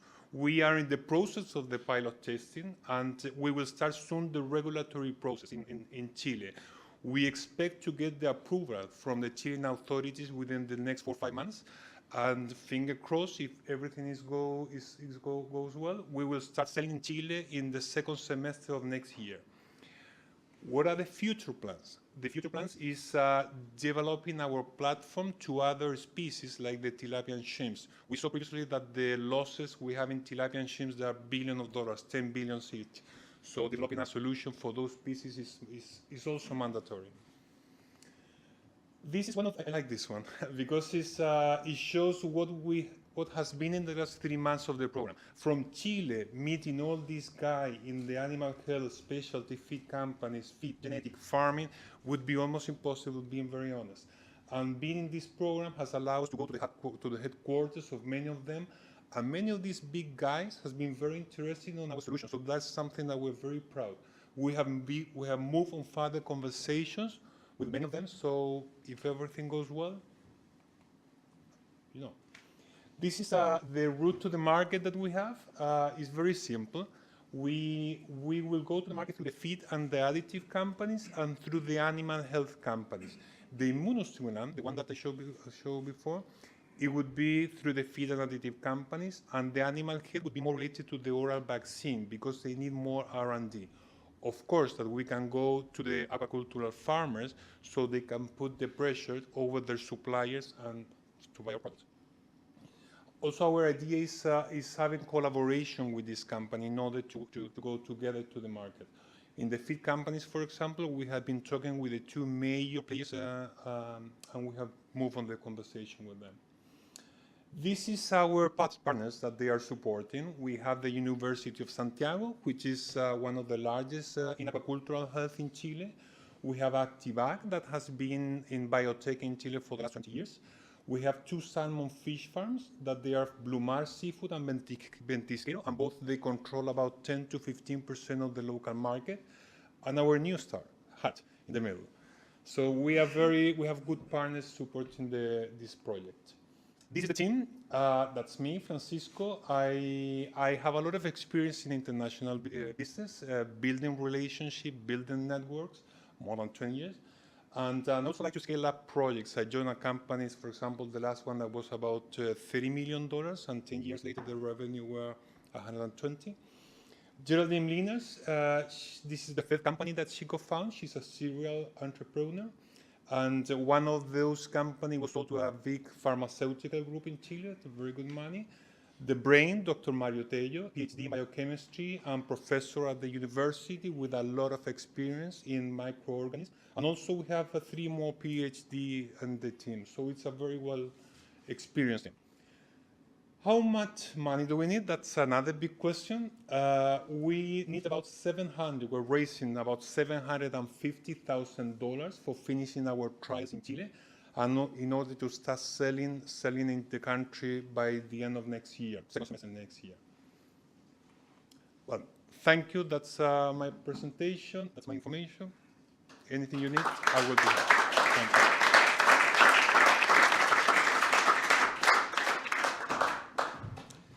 I think it's worthy to note, folks, in terms of all the presentations so far, and indeed the next remaining 2, as they call it, the people that are building these businesses, they're very highly educated people and experienced, and they're taking those skills to aquaculture. And I think many of these teams, if not all of them, are a really good bet for any investors out there.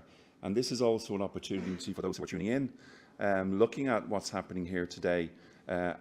You invest in people, right? And I think Speaking about that and quality people, next up is Susanne Sharestani from Minnowtech.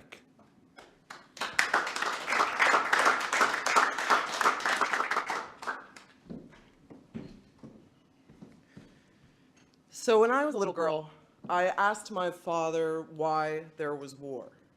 His answer to me was the reason I did my master's studying olive trees, the reason I did my PhD in fishery science, and it's the reason I'm CEO and co-founder of Minnowtech. My father said to me, "Do you know what I would do if I couldn't put food in your mouth?" Minnowtech is a company that's passionate about food security and food sustainability.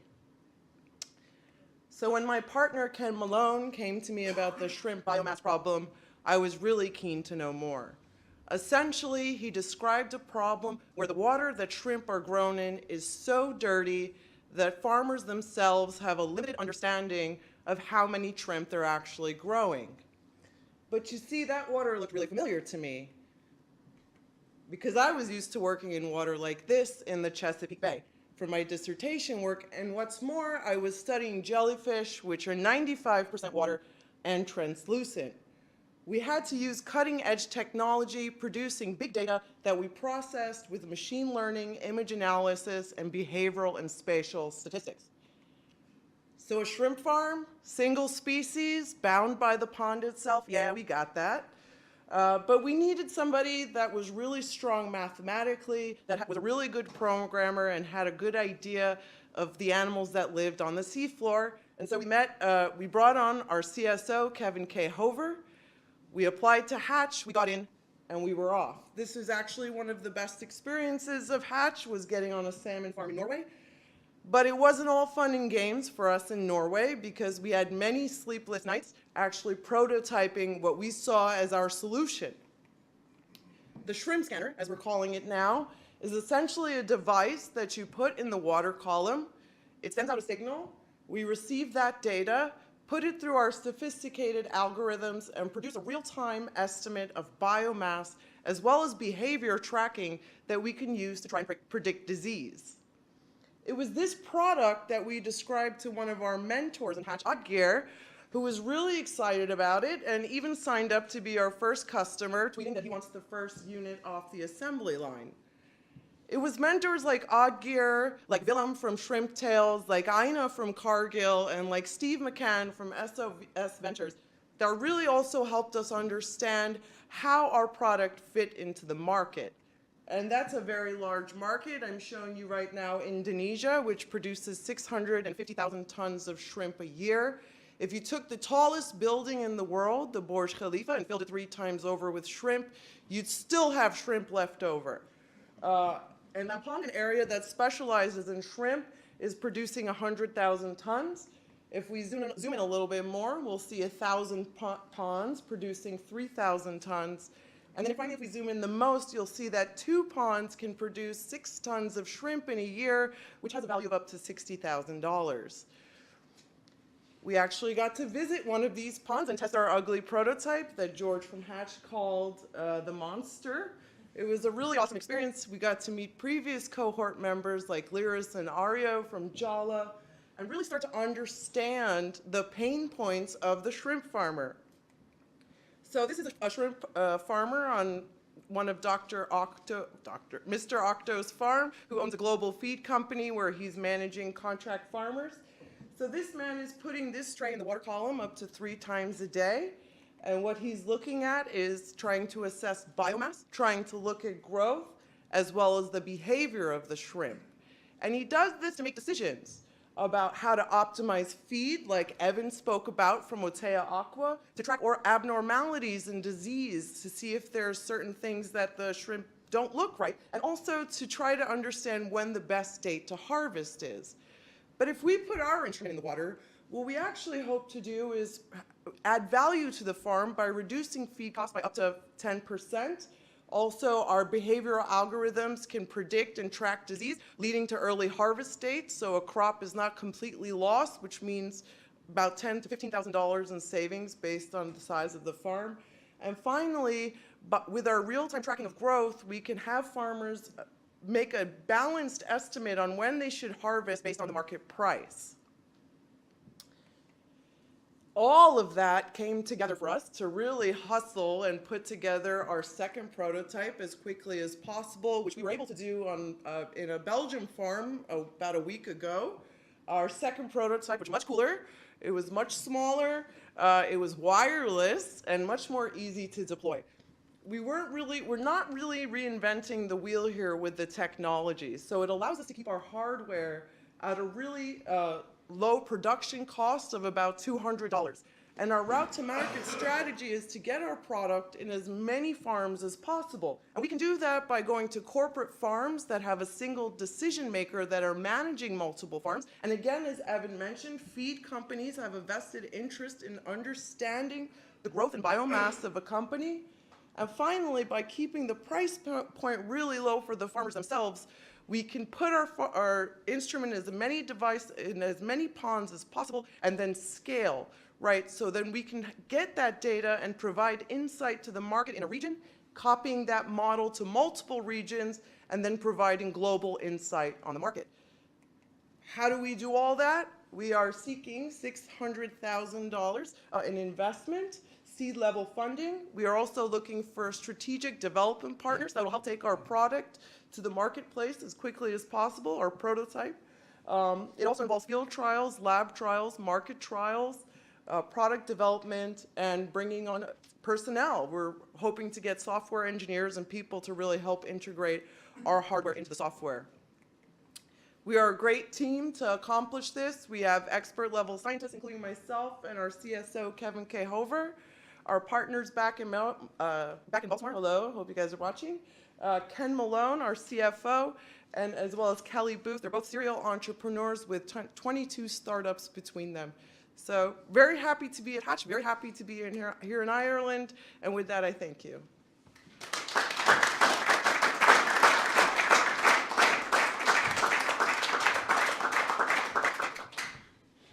Oh my God, I'm exhausted after all that. But it gives you an indication, folks, of what you can actually do on a program like this in terms of they've gone through 2 prototypes in 3 months and visited I don't know how many countries to make that happen. 6, they are. And certainly the word hustle is something which is synonymous with all our companies. I'm going to move now to the other part of the world, other side of the world, and it's going to be Kranthi Shand from Savitri Aquamonk. Kranthi.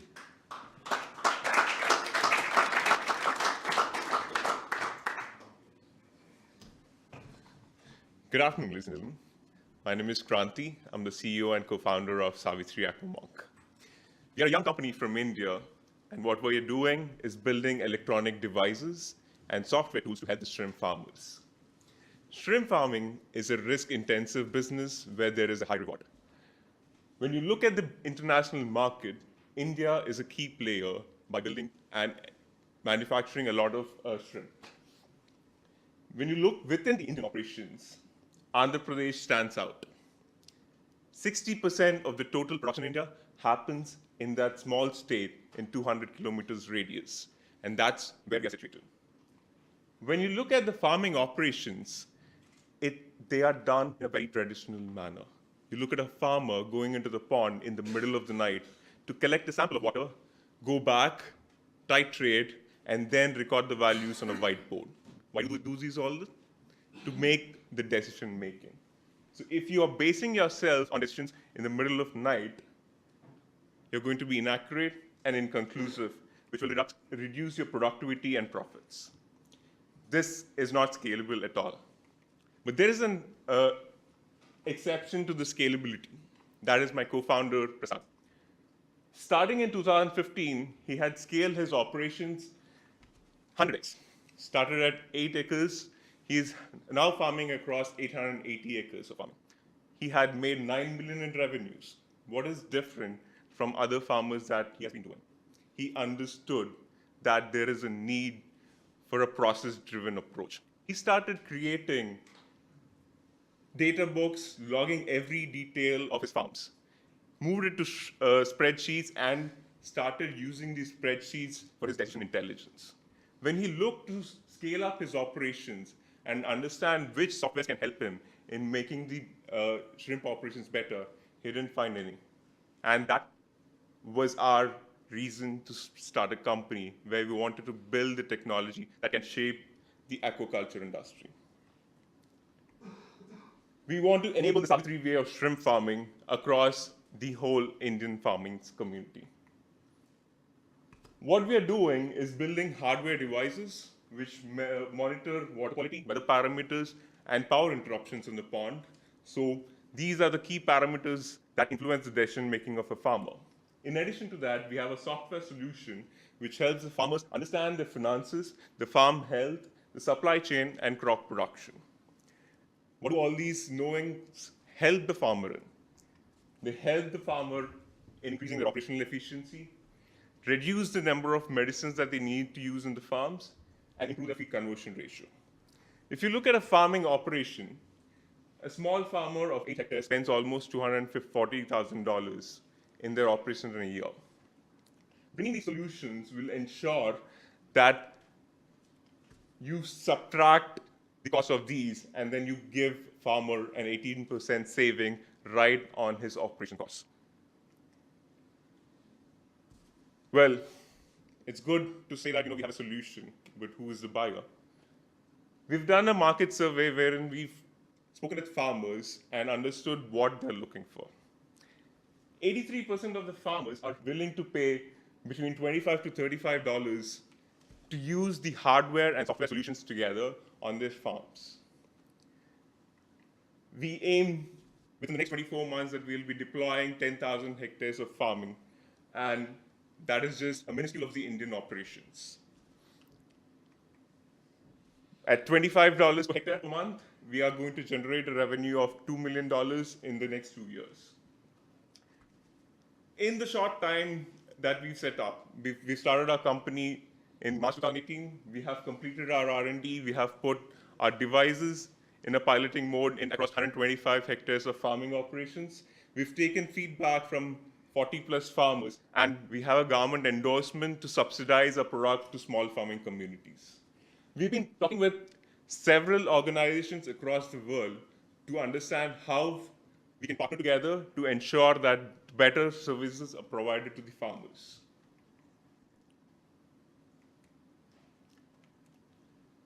All this could not have been possible without a team. This is a special team that I can be very proud of. We have persons who've launched satellites. We have people who led electronic sensor divisions. We have people who had actually done farming. They've understood the technology, they've done farming, and they want to change how the farming is done. And we're very clear in terms of what we are going to achieve. We are at the epicenter of the $3.5 billion industry, and that is going to be our primary market. We are going to change how the farming is done. And Hatch had played a big role in terms of how we had actually come up with things. And I'm proud to say that we are very confident that we have revenues that we will ensure to survive the next 12 months and grow faster at the next level. And the day we have the 10,000 hectares of farming is the day when you see a modern revolution coming.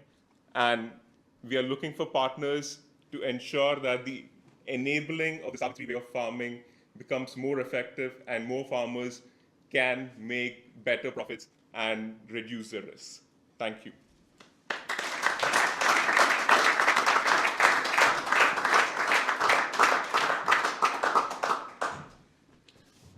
Thank you, Kranthi. I'll move on very quickly to our last presentation this evening, and I'd like to welcome Dakota Hamil from Prospective Research. Dakota.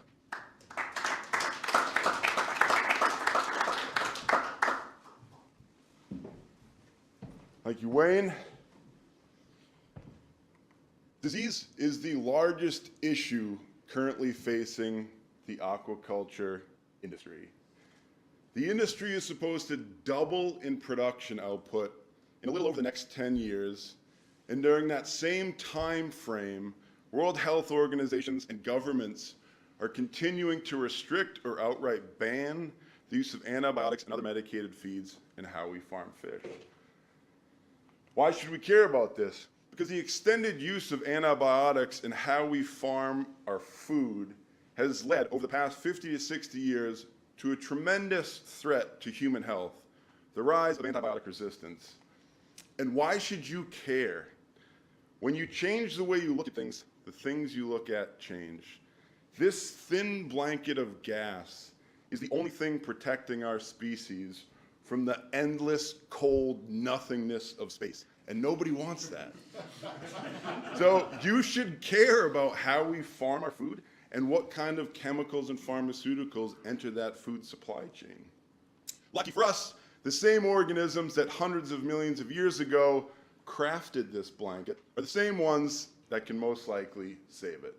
Bacteria, they are the most abundant life form on planet Earth. They cover every square inch of the planet. They live on us, and they live within us.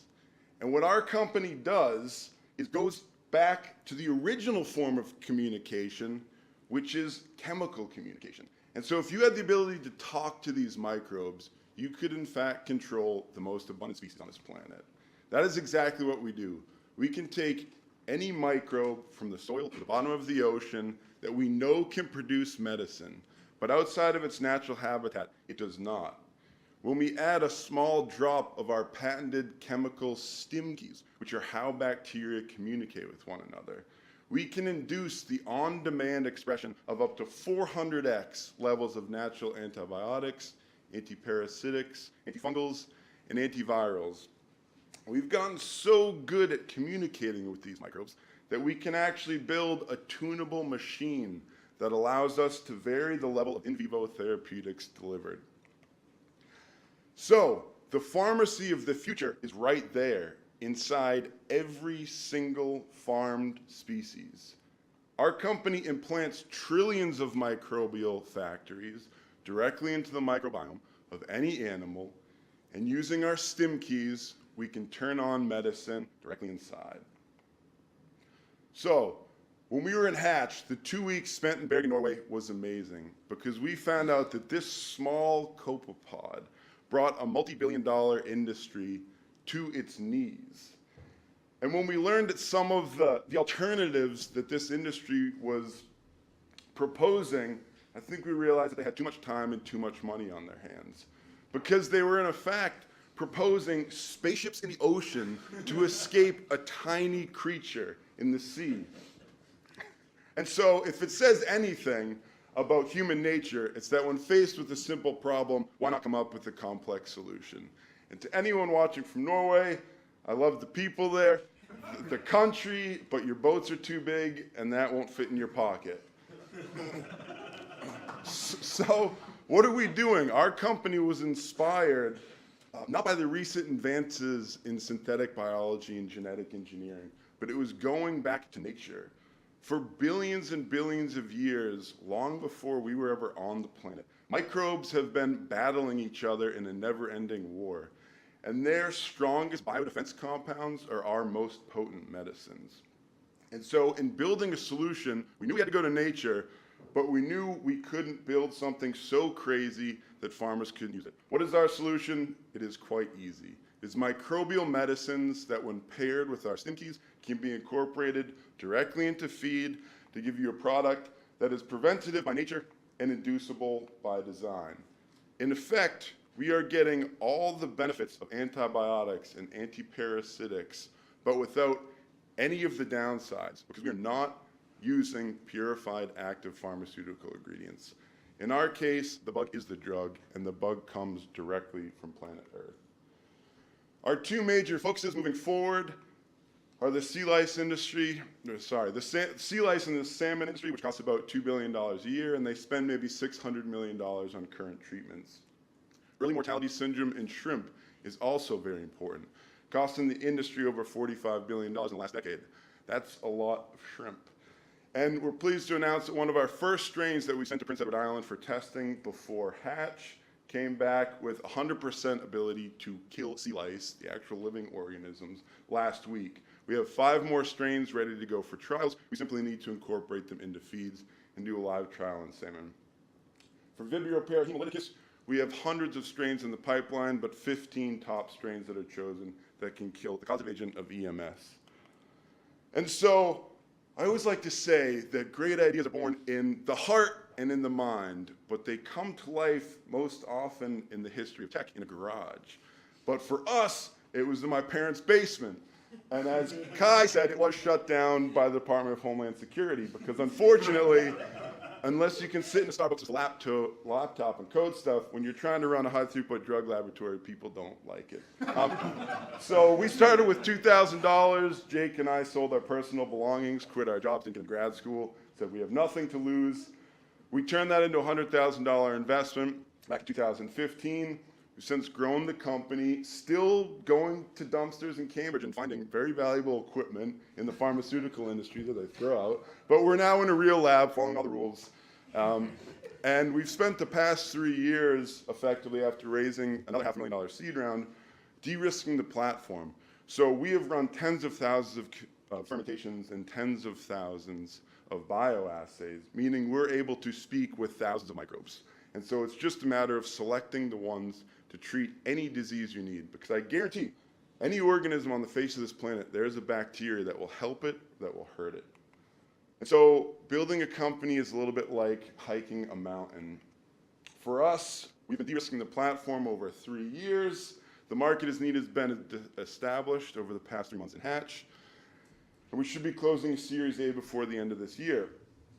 All that is going to scale and automate the bioprospecting factory so that we never run out of microbes in our pipeline.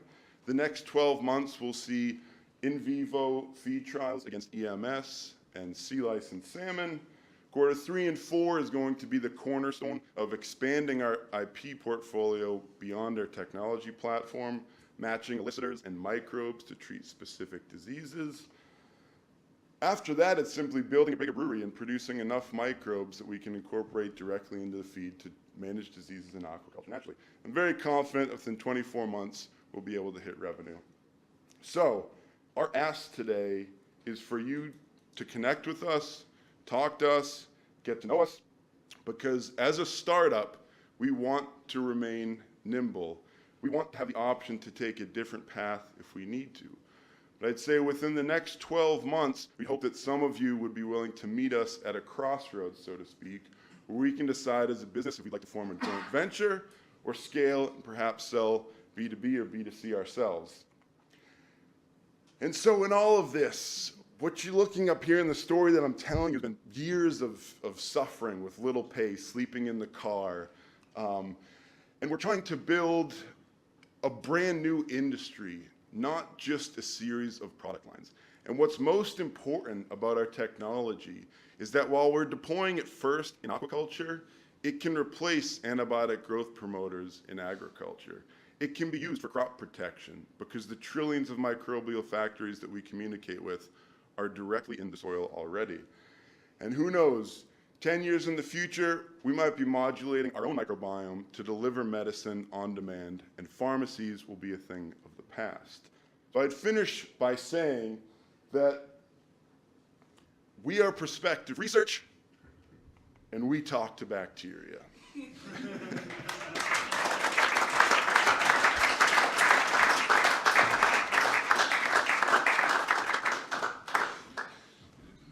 Okay, folks, that's it. I think from a Hatch perspective, for all of you looking in and in the room today, I think you get a real sense of the kind of people we've been working with for the last 3 months, and our excitement about working with these people for the foreseeable future and the years ahead as they build these businesses. It's been an absolute pleasure in seeing them grow, in seeing them get challenged, and seeing them overcome things in terms of seeing their determination, their loyalty, their commitment to their business, and you know, their teams.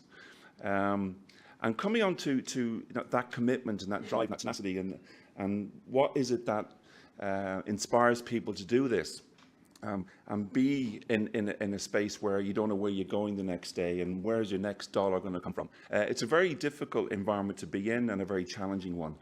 But it takes a certain type of person and a certain type of individual to be successful at that.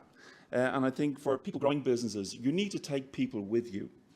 And one of the awards that Hatch gives for all their programs now and into the future is a very, very important one, I think. Because at the end of the day, people buy people, people invest in people, people follow people. It's not really about the technology or any of that at all. It's about the people that are going to drive forward with the business and realize their potential. And this first vote, which is for, I'll come back to that one.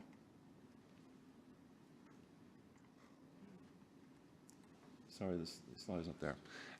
This first vote, what we're going to ask you to do is I'm going to ask a certain person to come up on stage right now. It's for the most Best Contributor award. And this award is voted on by the actual teams themselves. Okay? For that person within Hatch, within the companies themselves, who epitomizes the spirit of the whole process. Can I ask Carsten and George to come on stage as co-founders? As we would like to take a photo opportunity to present this award to none other than Miss Susanne Sharestani.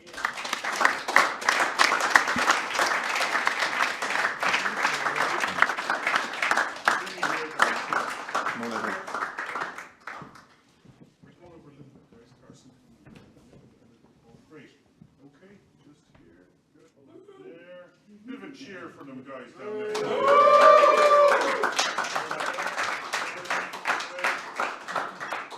Well done. Thank you.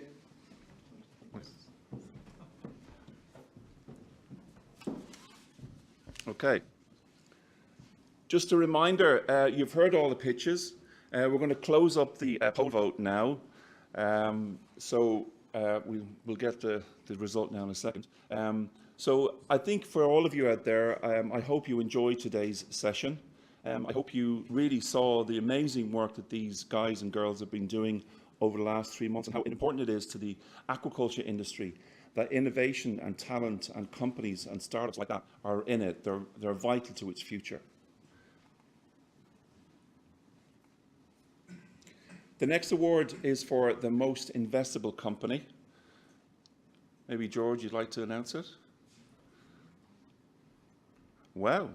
The live stream vote, the audience out there is quite large.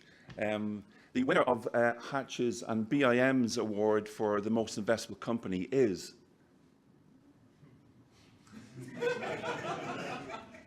Savitri Aquamonk.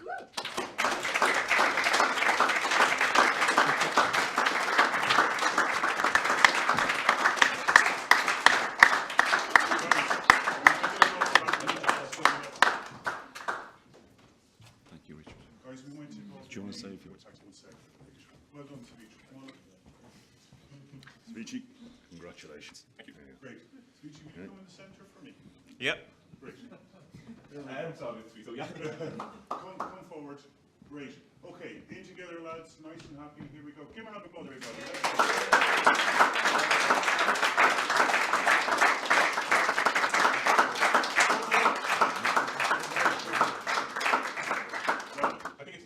Have our investors with us, and when you're taking the over, I think, don't say that's a biased opinion, but we have the best investor and the only investor that we have.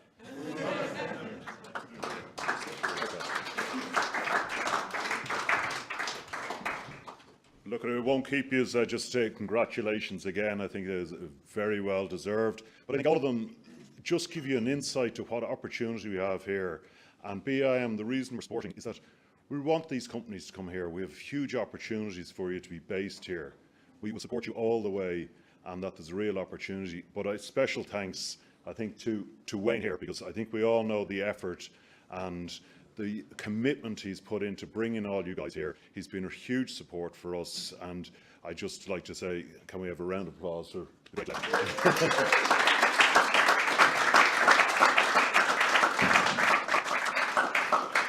Before I hand over to Carsten to close out the day, on behalf of myself and my family at home, wifey, you know, this is worth it, I promise you.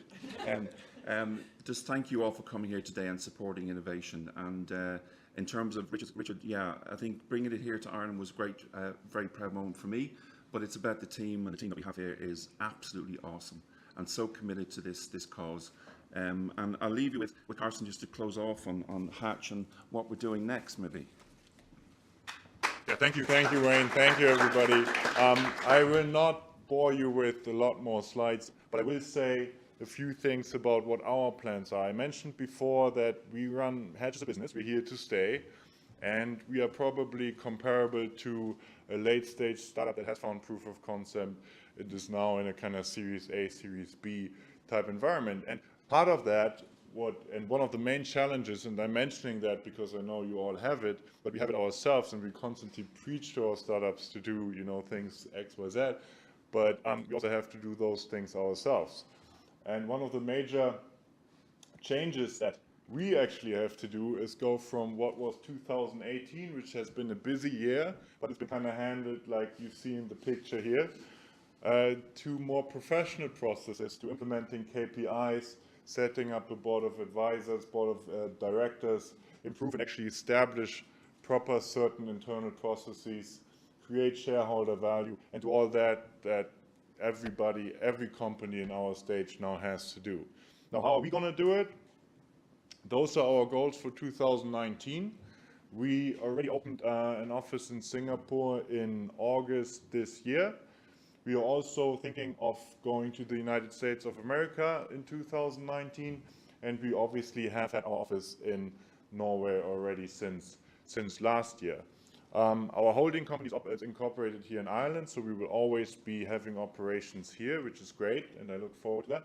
So we are truly in the process now of establishing several global hubs that we are looking to fill with interesting startups to increase our portfolio. Next year, we will be doing one cohort, a larger cohort between 10 to 16 companies. It will start in September 2019. And we are also looking into building out our information and business intelligence capacities in order to cater our portfolio companies. And we do this, we are in conversations with several strong partners to get that done. Now, one of the main projects we have, and this is an essential one for us as well, is to raise an early stage venture fund. The reason why this is interesting is because essentially what an accelerator provides to us is a due diligence exercise. So it's all about people. We've heard that now many times today, and yes, it is. And we know these people and these teams after 3 months working with them inside out. And we know exactly where we would like to put more money in, where we would like to invest more. And in order to be able to do this, we are raising ourselves an 8 million venture fund, which will continue to run accelerator programs, but more importantly, invest in the best-in-class companies that come out of the accelerator. We have a 3x minimum return target, and we're looking to deploy the 8 million in 20 to 30 investments over the next 2.5 years.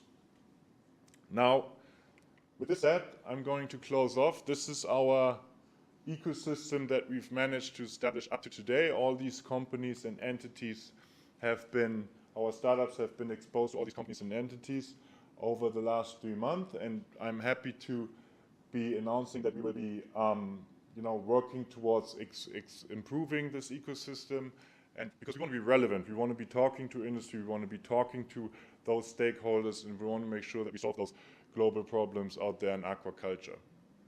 So with this said, I can finally now release everybody to go. I think it's upstairs. There's an event going on now. It's down here. There's the Active Nexus opening ceremony, and there'll be drinks and food available for everybody. Thank you very much.